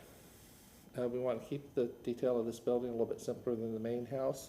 We did the skirt on the main house because it was a low 1-story masonry home and we wanted to give it a little bit of height to it. And so, but on this building, we didn't want to do it because we wanted a little less detail on this building. But also, the windows do not have the divided lights. They're just simple 1/1.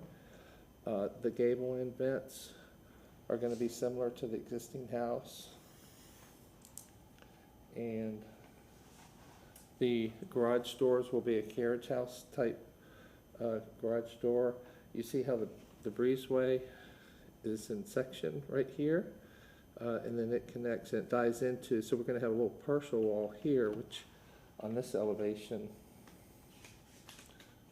down here, this roof will die into a little half wall there, but you can see the stairs have been reconfigured and go up on the side, so they're very, being in the back, they're not as prominent. And then the breezeway itself is just 3 bays, and then the last elevation, if I can move it up high enough, showing the back of the house with the porch. Proportion-wise, we looked at doing casement windows, but with casement windows, they have more vertical proportions, but single-hung windows, same divided lights to match the rest of the house.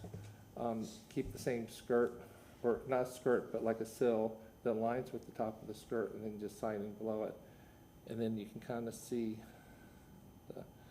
zoom into the columns, the columns sitting on the masonry base.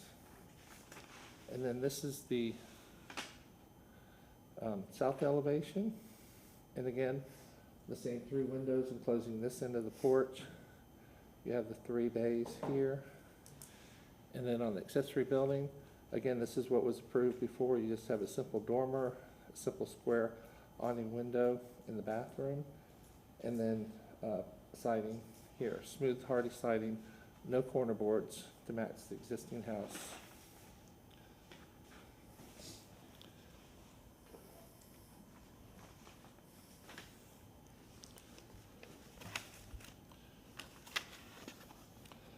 I want to divert a little bit just to show some pictures to sort of reinforce some of the design elements that I was talking about on the elevations.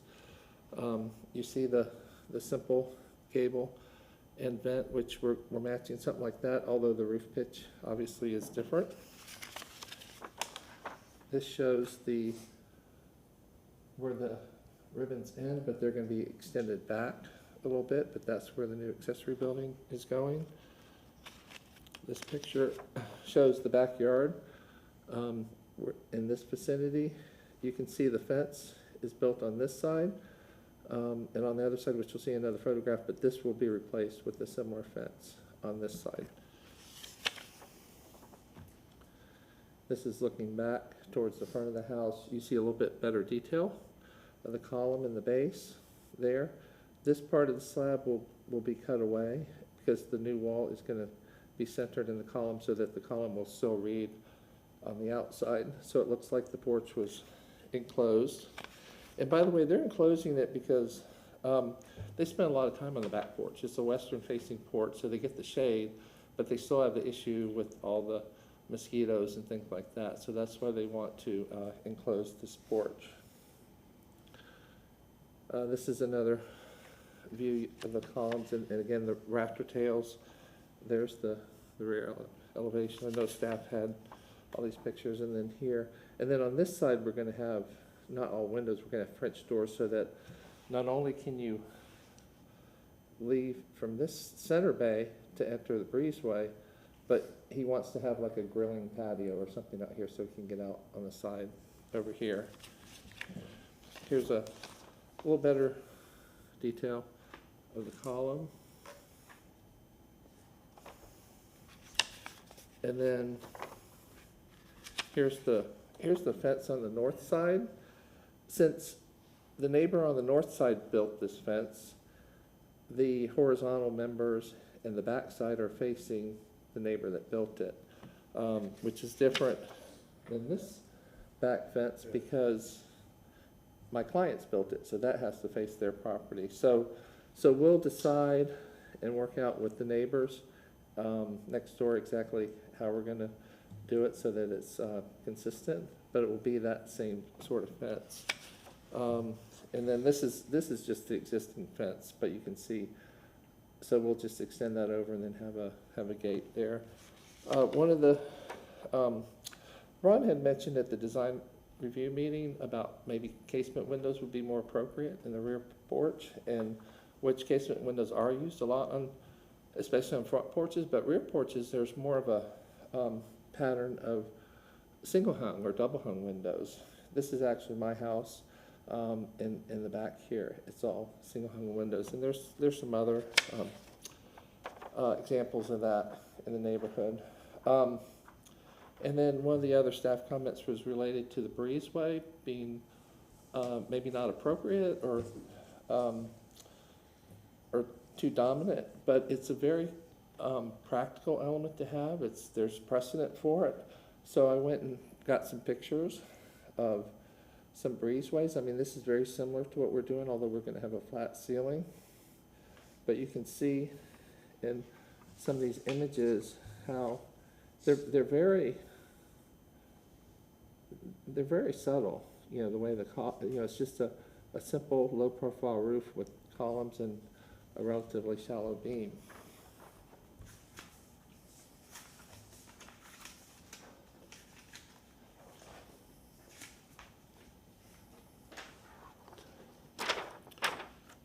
Okay,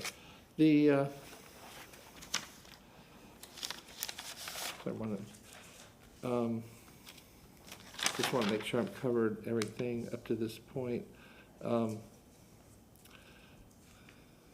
Okay, so the next thing really with the is sort of the details of the house, and these are blown up details.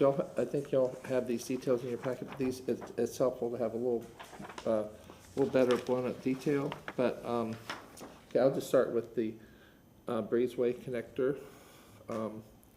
We have the exposed 2x6 rafter tail, which will match the existing. We'll have a wood clad or hardy clad beam that will match the width of the column, which is 7 inches. And then that will sit on top of a 12x12 masonry base with stucco to match the existing finish, and then it will have a precast concrete cap that has a nice sand finish to it, and we'll have 1/4 inch radius corners on all the outside corners. And then this is the breezeway or the porch enclosed. Basically, it's the same column. This is the existing column. So we're going to set the windows to the inside so that the column remains identified on the outside. And and we're gonna pour a new slab on the interior, and then this will all be insulated and trimmed out to match the existing trim on the inside, and then on the outside, we'll have side casing to match the existing window casing, and then this will be smooth hardy lap siding to match the existing house. The accessory building, again, this was all approved before on the accessory building, but I'll go back through it again, starting from the top, just dimensional asphalt shingles, the 2x6 rafter tails, as I mentioned, a little bit steeper roof, 12 and 6 on the accessory building, with only a 4-foot high plate from the second floor because we wanted to keep the mass of this building low. Engineered floor trusses, again, to keep the structural efficiency and have as minimum as depth as possible here.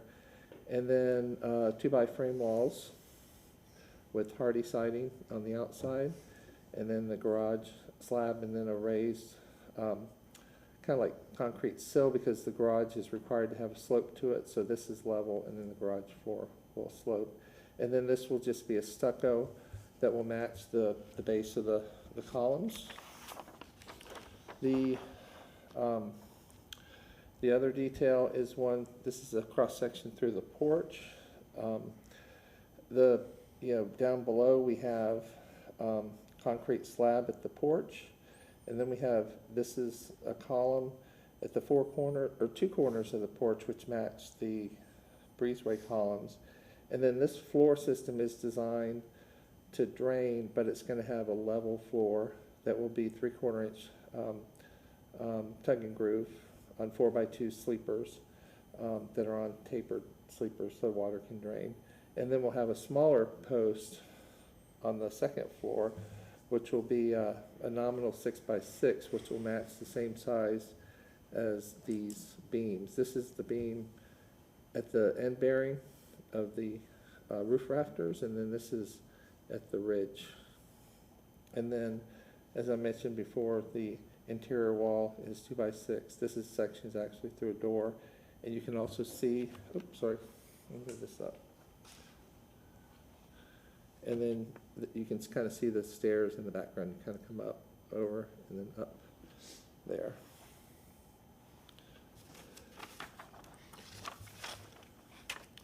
And then another detail is the gable end detail. We'll have brackets that match or are similar to the existing house. Have a barge rafter that is, so these brackets will be structural. That's why it goes back into the structure here. The siding will continue up onto the gable except where we have the decorative vent, which will match existing. We have a closed attic, so it will not be vented.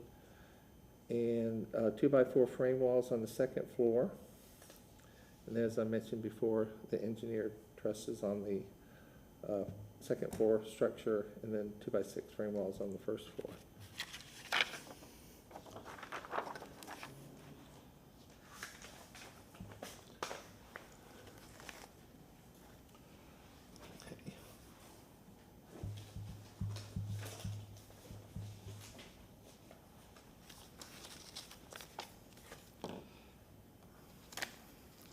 I'm going to go through the material palette, and then I'll conclude my presentation. So the first thing is just the shingles. We're using a dimensional asphalt shingle that will match the existing manufacturer color and everything as existing. We'll use the darker drip edge and also the smaller drip edge. A lot of times contractors make the mistake of using a deeper drip edge, which causes the water to flow onto the end of the rafter tail and making it rot out prematurely.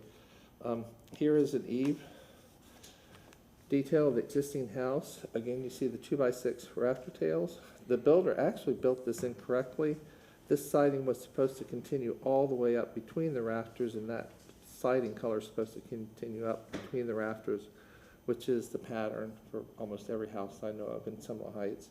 And then you can see beyond there the bracket, and also notice the corners. They're not mitered, they have an alternating butt joint. This is the problem that I was talking about, and this is not really this project, but I think it's good for public education. This is what you don't want to do. You don't want to have it partially primed, and you don't want the drip coming right onto the end grain of the plant, because this will rot out within a year easily. There's another picture of it. This shows another view of the woven butt joint siding. Again, that's real typical of Craftsman style, architecture. The windows that we're using will be just like the existing windows, which are a gelled one, premium Atlantic vinyl windows. They have a pretty good proportion. These are simulated divided lights, but as I said, we aren't doing the divided lights. But the casing and head on the side and the head casing will match. This shows a little bit more close-up detail, so you see the thickness of the side casing and how the joinery works there. And then on the sill, in this case, the side casing came and died down into the sill, which is the top of the skirt board. And these are the windows that we use in Gelbrin Premium Atlantic Vinyl. We have a couple French doors they go from the enclosed porch to the breezeway. So those are just simple sash or glass doors. So these I've presented to this board many times. They're a plastic or vinyl window or door, but the glass stop is very similar to what you'd see in original glass stop, and it has a very subtle wood grain texture. I thought I had a picture of it, but I don't. And then the person door at the garage is a Craftsman style with the 6 lights. We do have the 6 lights on the door because that just felt a little more appropriate than just having a single light on the garage door or the person door. And then for the garage door, again, as I mentioned, we're just doing a carriage house type door. We'll do the 3 over. I have it drawn as 1 with vertical panels, but there's a lot of different options, and all of them are appropriate for an arts and crafts style. But we'll obviously verify that with staff. But the other thing I wanted to point out is how beautiful these doors are when they're done like a natural finish. And these are actually not wood doors. This was out of order, but you can look. It has very fine grain, but you can see the glass stop there. It's very typical of the glass stop on an old door. The last few things are. This picture has several things in it that I wanted to point out. The first is the lighting. This is on their front porch. The front porch has 2 elements, but the part where they have the seating, this is an office here. They have these pendant lights, so we're going to use those on the breezeway, centered at each column bay. And then another thing to notice is the beadboard ceiling. We're going to match that because it has the same beadboard ceiling on the front porch and the back porch, so that will be the breezeway and also the porch at the accessory structure. And then also the hardware is just simple dark bronze hardware. We don't need a fancy entry set for the garage, so it will just be a round knob with the deadbolt. Because you gotta have ceiling fans. This is the ceiling fan they have on their back porch, so we would have that probably on the first floor or the ground level porch at the accessory building. See a little bit better detail of the porch ceiling there. And then the last thing is a light fixture over the door. When you have these carriage house type garage doors, it's always nice when you have these sort of gooseneck lights that create a nice parabolic light pattern on the door. And so that's our material palette. So I'd just like to summarize by just pointing out that this project basically consists of 3 parts: enclosing the existing rear porch, adding a breezeway to connect to the new accessory structure, and then the new accessory structure, which was previously approved unanimously, with the exception of the few details I pointed out, like the reconfiguration of the stairs and also the breezeway. So with that, I conclude my presentation. Thank you.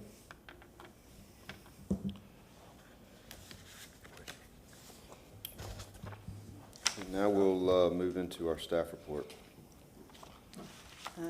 Thank you.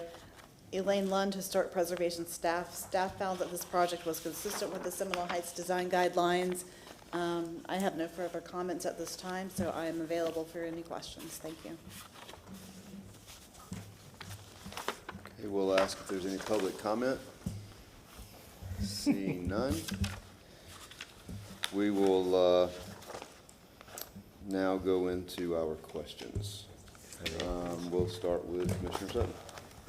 Mr. Dobbs, I would like to address with you the windows that you'll be using for the enclosure of the rear porch. But before we get involved with that, I would like to ask a somewhat unrelated question respecting the porch itself. That is an existing porch, correct? Yes, it is. And it is being enclosed. Yes. Okay, so with the enclosure of this existing porch, is the proposal to capture this space in a certain aesthetic condition arrangement that is compatible or similar to the interior of the main dwelling, or is this to remain a semi-exterior porch, an outdoor living space that has been enclosed? Okay. That's a really good question. I'm glad you asked it. And it's the second part. We want to keep it so that when you're sitting out there, you feel like you're on a porch, and you have the option to open up all the windows when the weather's nice or close the windows. But all the interior, I mentioned the beadboard ceiling, the light fixtures that we have in there, the exterior siding that's on the building. The flooring? All that. Well, the flooring is different. We're going to have to raise the flooring up because right now there's about a 4 or 6 inch step down. So they want to bring that up, make it not as severe. And so, but on the inside though, it will be detailed, yes, exactly like a porch. And then also, as I mentioned before, all the windows and the fenestration will be justified to the inside of the column. So, so it looks like it was infilled. And even though this isn't a historic house, if somebody does decide later to open the porch back up, it will be an easy thing to do. Okay. Well, with the answering of that question in that fashion, I would like now to address the windows. Because if you remember correctly from the elevations, we are looking at a bank of windows that are single hung and have a divided upper light. Is that correct? Correct. Okay. Now, I'm thinking, since we're now dealing with an exterior porch, an informal space for all practical purposes, that perhaps that informality should continue or be considered also for the windows. Remember, you're dealing with French doors, which are monolithic single light windows. Perhaps the windows here should also have some regard to being on that porch, much more informal. First of all, I think that perhaps, have you considered that they should be a single light upper and lower windows? And secondly, because of its being an exterior but enclosed space with the intention of opening for ventilation and environmental conditions, that the window should actually be double hung so you can crack the bottom and crack the top for that ventilation flow. Okay. Those are great points, and I agree totally, and I think my client would be fine having the top sash, basically having one over one, but also having them as double hung windows. What I did struggle with, just in case anybody's going to, talk about whether or not casement windows instead of double hung or single hung is the proportion of casement windows are vertical. So when I put the vertical windows in there, it ended up being a whole lot more windows. And it was created a lot of vertical lines that just did not look right proportionally. Whereas the 3 windows that I have shown, you know, those fit very nicely. But I agree with, by taking out the divided lights, it makes the space less formal, and it does sort of create more unobstructed view, even though we're just talking about the small buttons. But I would be totally acceptable to that being the Because condition. what I see here is with the enclosure of this porch, almost divorces the porch from the total aesthetic of the main house. It becomes part of the informal assembly of what's happening in the backyard, and all of that is being done with plain, over and under windows to begin with. So that kind of matches that. It also matches up with your monolithic French doors as well, because those are not divided either. Correct, okay. And along that line, excuse the pun, but I took the opportunity of having this heavy sill, which is the top of the skirt, being the sill of the windows, but not having that skirt with these vertical boards, but having something much more simple, like you know, what you're suggesting. So it is sort of differentiated, so that it's much more of a sort of a simple enclosure rather than having the details a little too elaborate. Now, I'd like to add one more question to my line of thinking here. The nature of the breezeway. I don't have a problem with the idea of the breezeway, but I'm wondering if having that flat ceiling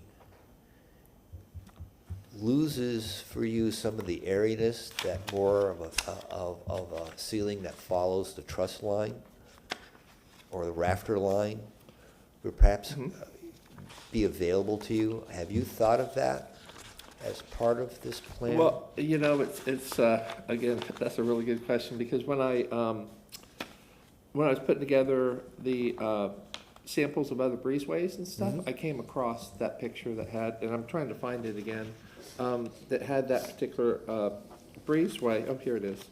Because I thought that was real attractive and appropriate.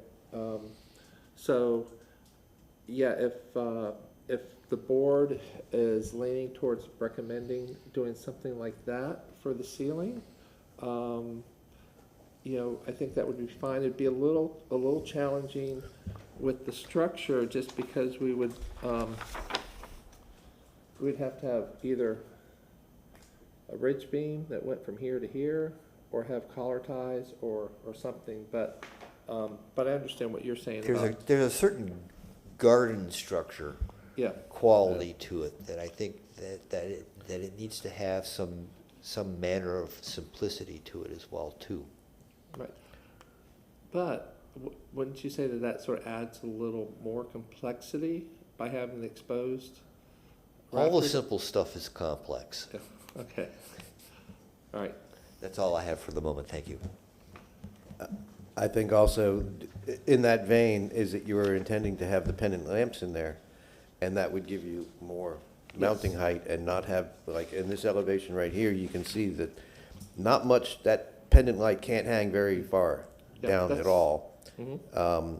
And that Would give having you the that exposed volume. gable would give you a little more height to put a pendant light in. Just, that was one of my thoughts. Yeah, it's a good point. Is there any, can I? Go ahead. Is there any AC for the porch? Yes, they're gonna,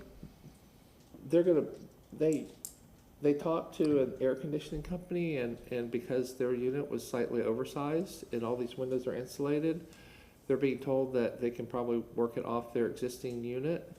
So, yeah, so we're not proposing any additional condensing unit on the, adjacent to the house, but I guess if we did have to go that route, and if y'all wanted to make it a contingency, if we do end up doing a condensing unit, all that equipment is on this side of the house, and that that fence that I had mentioned is, I think it's like right here. Okay. So it would I be just behind the wanted to fence. ask to make sure that was. Yeah, okay, know, nope, taken good care point. of. Also missing, I think, is the overhang depth on the accessory structure. Oh, I didn't point that out. It just says per plan. Okay. And Yeah. I'm just wondering if it was going to be slightly less than the main house, or not, if you have a dimension for that. Let me find my, oh yeah, per plan. So the house, we did, just a typical 24-inch overhang. And, yeah, they all say per plan, okay, sorry about that. But no, it would be 24 inches. I feel like it shouldn't be less because, when you have a little bit larger structure, more massive structure, I think Okay. the lesser overhang wouldn't look right. But 24 inches is such a standard overhang, I think it would look appropriate. I just wanted to make sure it Sure. was clarified Okay. somewhere in the record. I don't have any other questions. Oh, I did have one. Have you actually talked to zoning by any chance?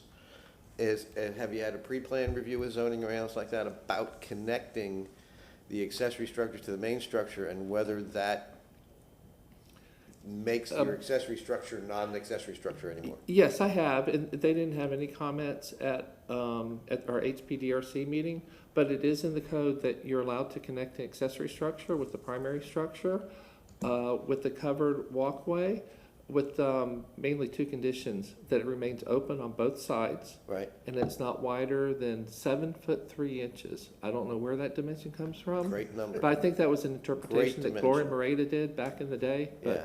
so we're 6'10". Okay, all right, good, I'm glad. Okay. I'm glad you've Yep. already looked at that. The other thing I did is, have you looked at the pervious versus impervious area of the site now with all that huge parking area? No, I haven't, and that will definitely be something that we'll have to address before we go in for permitting. Wait a minute, I think I did, because we were basically ready to submit for permitting, we just wanted to, yeah, here we go. Yeah, I have the calculations right here. The building footprint, walks and drives, the new impervious, the lot area, and then the lot coverage is 45%. Okay, it just looked like a lot of concrete. It does, but I ran the numbers and we're good on that. Okay. I don't have any other questions.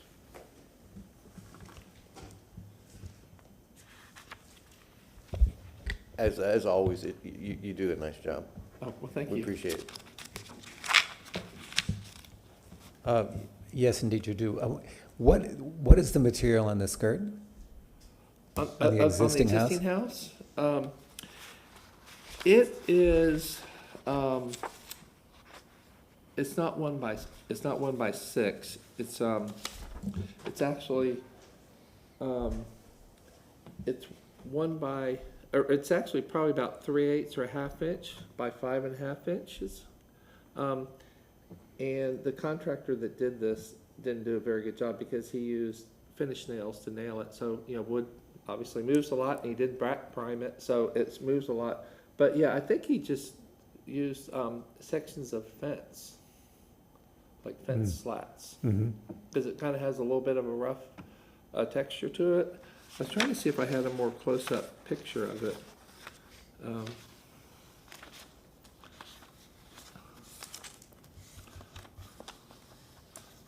No, I don't, sorry. Oh, well, no, that's it, okay. And I have only one, Yeah.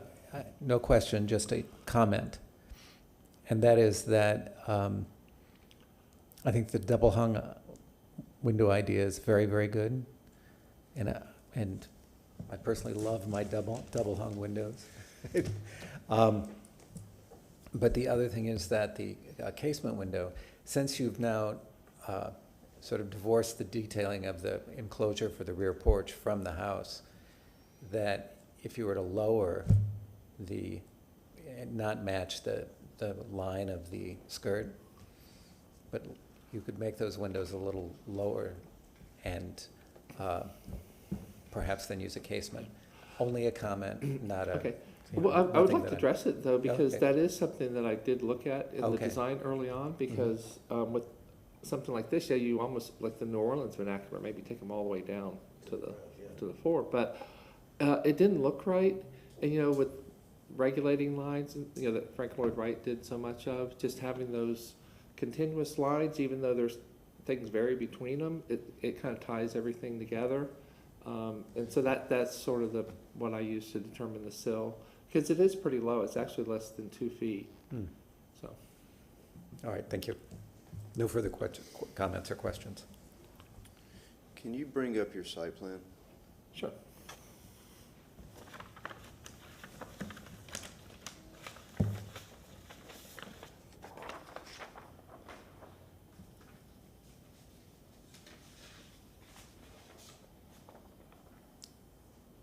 In your presentation, you mentioned a grilling area for future. I just want to clarify that that's not part of this tonight. Right, that is not part of this, but the area that I was talking about is really just like a paved at grade patio. But that is not part of this Okay. project, correct? And there's a fence on that side somewhere?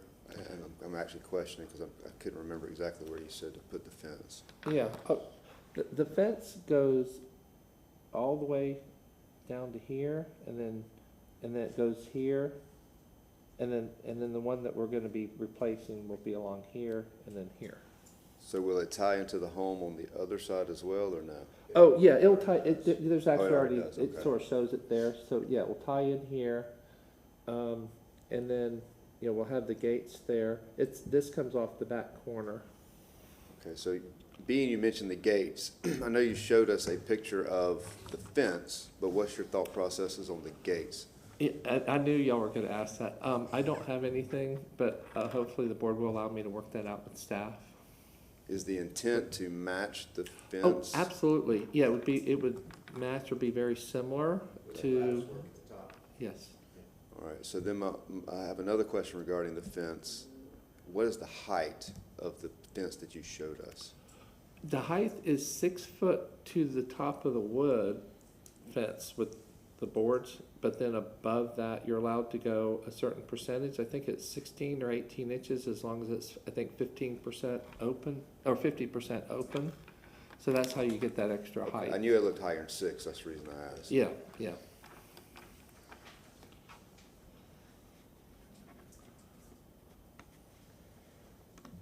For clarification reasons, again, are you proposing all your windows now would be 1/1 if you follow suit some of the questioning?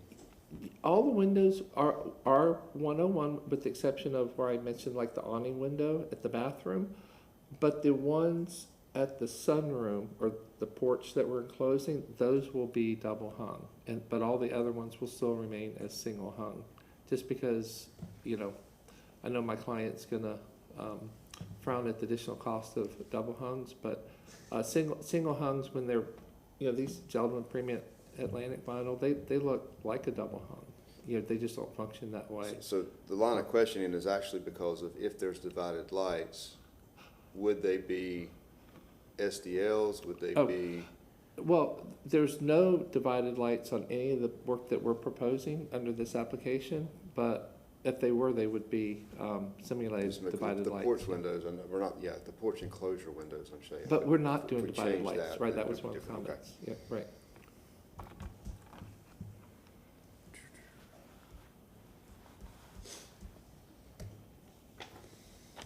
The only other question I've really got is pertaining to, you've got some 2x4 walls, and I don't know that you showed us a wall detail or a cut where the window is gonna fall into that wall, or if there is a window falling in a 2x4 frame wall.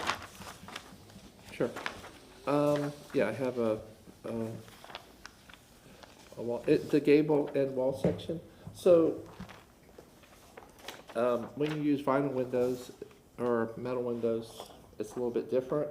But with standard windows, like aluminum clad wood windows, vinyl clad wood windows, their standard jam depth is 4 9/16, because that's the 4.5 inch, you know, finished wall. But if you do a 2x6 wall, then you just have a 2 inch jam extension on the inside. So that's why, and we didn't need it structurally to do 2x6 walls, you know, that a little extra space, you know, is very helpful. But yeah, so these are 2x4 frame walls. And then the outside will look exactly like the pictures that I showed you earlier of the window on the exterior So are you setting this window to the? to the ins- outside, To the outside, correct. so it'll be more like a new construction Yeah. type setting. It will have the same, Della Costa taught me this term, it's called profile panning. It's the relation, like if you take a window and you turn it horizontal, it's the profile of that pan. So like the casing sticks out, you know, at least an inch, and then the sash steps back, and then the glass steps back. So yeah, we'll have that same profile panning as the existing house. That's a mistake that a lot of builders make too, is they use just regular 3/4 inch or less, and you know, all these old houses, you know, they have much more substantial offset between the trim and the face of the siding, and that's what we're proposing. So what is that thickness of that trim that you're proposing? Well, it's smooth hardy lap siding, so it's 3/8 of an inch. So you know, when at the double lap, it's 3/4. So if you use 1.5 inch casing, then the casing sticks out 3/4 of an inch from the face of the siding. So But- you're gonna be using more of a 2x material for your Yeah. window trim? Yeah. That's where we get our depth. Yep, and that's what I was trying to get to. The breezeway, if you could bring that up. The elevation. And I'm just curious, the line of questioning here is, you showed us some pictures of precedents. So the first question would be, on those particular pictures, were those taken from the Seminole Heights district where we're trying to put this breezeway? No, they were just meant to kind of show the massing scale and proportion of a breezeway compared to the accessory structure and primary structure on either end. And typically they would either die into like a 2-story mass, or they would come off of a porch or something like that. So that was the intent of that. So do you have any sort of precedent inside the district that shows this type of massing? It's kind of massing like. When you connect these two structures, just kind of Well, familiarizing with the district itself. well, The I don't- question is basically just, is there anything that sets precedent, if you would, or is there other structures within the Seminole Heights district that would show the massing similar to this one Well- as they are connected? I think the design guidelines and the Secretary of Interior standards talk about precedent, but they also talk about unique and innovative solutions that keep the intent or the character of the architecture or integrity of the architecture, and that's, I feel, is what I'm doing here, because you know, the breezeway, you know, comes off of the same roof line as the porch, and the porch is not very big, it just has an 8-foot ceiling. So to do anything other than that wouldn't look right. You couldn't go less, because then you wouldn't have proper headroom. You couldn't go up, because that would look odd, it would be too tall. So you come off of that, and then also you just use the same roof slope as the porch, so it's almost like just an extension of the porch. And then where it ties into the accessory structure, again, you can kind of see it there in cross-section. That roof line right there just continues on up. That's the roof line that's right here. So you have your ridge running across here, but you don't want to run your ridge here because you'll have a valley on the other side, so you just continue the roof on up. And so I don't know what else could be done to make it more simple and more appropriate and more fitting for this. And again, there's a very pragmatic, functional reason for this. You know, my clients won't be able to get from their house to the garage, you know, this time of year. And, you know, so I don't know if it's an entitlement that you can have something like that, but I don't see anything in the design guidelines that specifically exclude it. Which leads to the next question, was there an option looked at without the breezeway? No, because that was, my clients wanted to be able to get from the house to the garage, when it's pouring down rain, and that was and it's very common, even though I didn't show anything specific in Seminole Heights, but it's a very common thing in historic homes when you have a detached carriage house to have some sort of covered connector to it. Okay. I think that's all the questions I have. Anyone else got any questions? I'm done for the evening, thank you. Okay, so if there's no other questions, we will now give you 5 minutes for rebuttal. I'd just like to reinforce the three components of this. We talked about the breezeway and what we can do about the fenestration, which, we're is acceptable as a condition. The breezeway, I think, it sort of is what it is. And then the accessory structure, is basically, like I said a couple times, it's the exact same structure that was approved unanimously, with the exception of the breezeway and reconfiguring the stairs, or relocating and reconfiguring the stairs. And then lastly, I believe I addressed all the staff comments as well. Okay, Thank you. thank you. We'll now close the public hearing and we'll discuss as a commission. Anybody want to start? I don't have any issues with this, including the nature of the breezeway. I'm actually surprised we don't see more of them.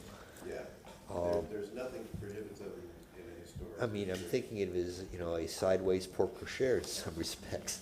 Yeah.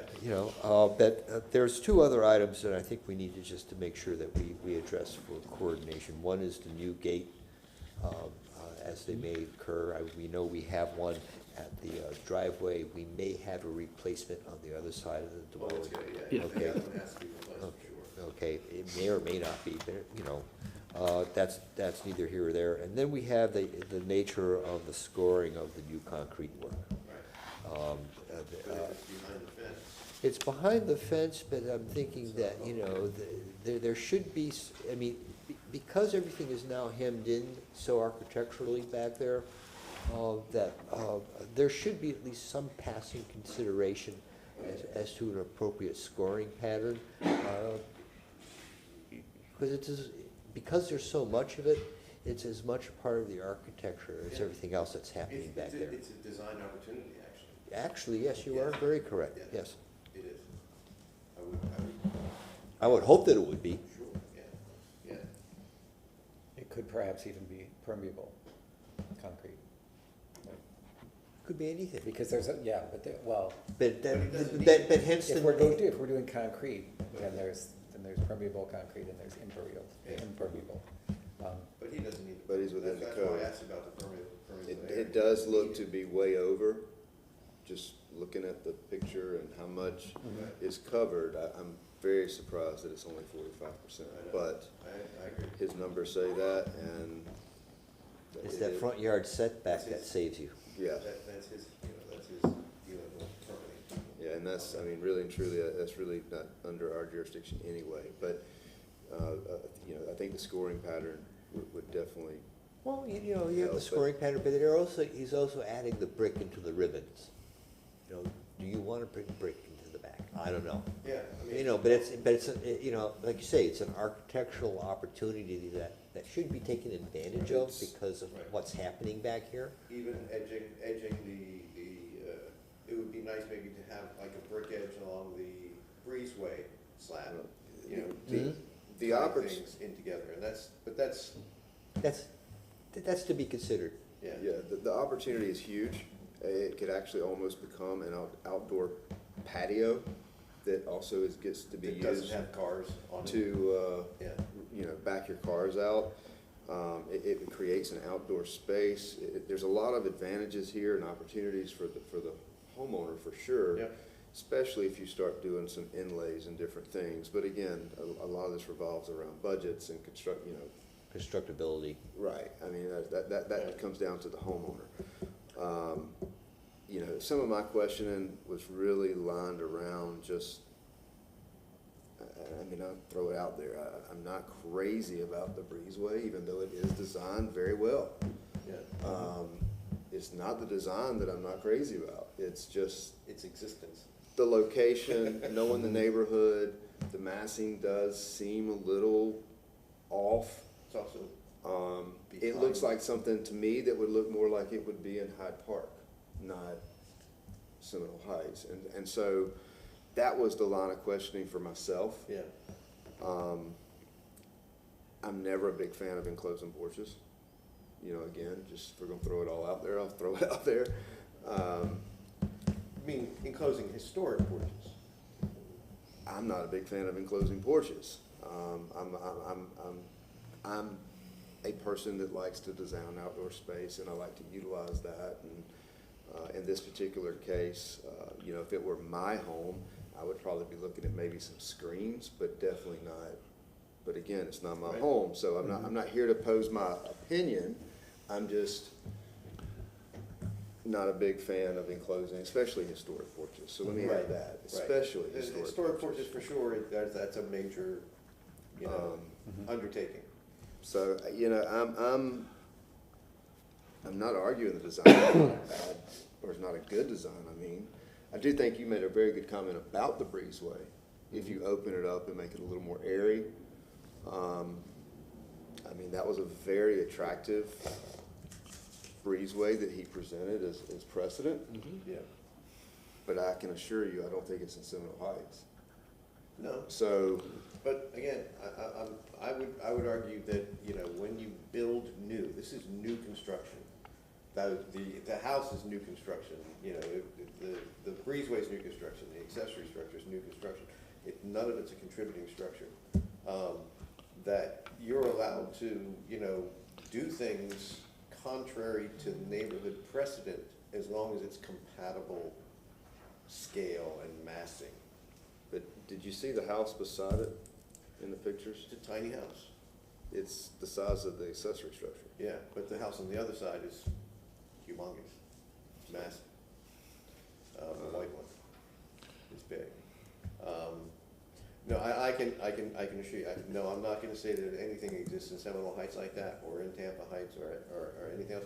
I don't know that it does, or I don't know that it doesn't. I do know that as he brought up, many, many historic buildings, there are open breezeways connecting various outbuildings and various structures together. And that's commonplace in historic neighborhoods.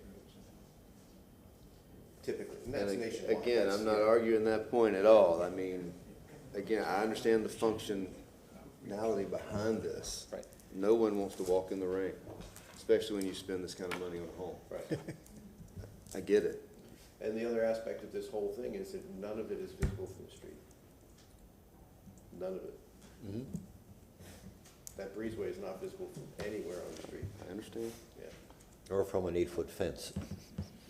right. It is a big fence. So does somebody want to entertain a motion? Who's entertaining tonight? Well, I have those three. The one over one on the porch window. Yep, okay, And the- all right. I can say that quickly because I have the same list. Okay, move to grant a certificate of appropriateness for the drawings and documents presented at this public hearing in ARC 23-204. No, it's 238. Oh, it's 238, sorry. In ARC 23-238 for the property located at 5910 North Central Avenue with the following conditions. That the porch windows should be considered as perhaps 1/1 and double hung.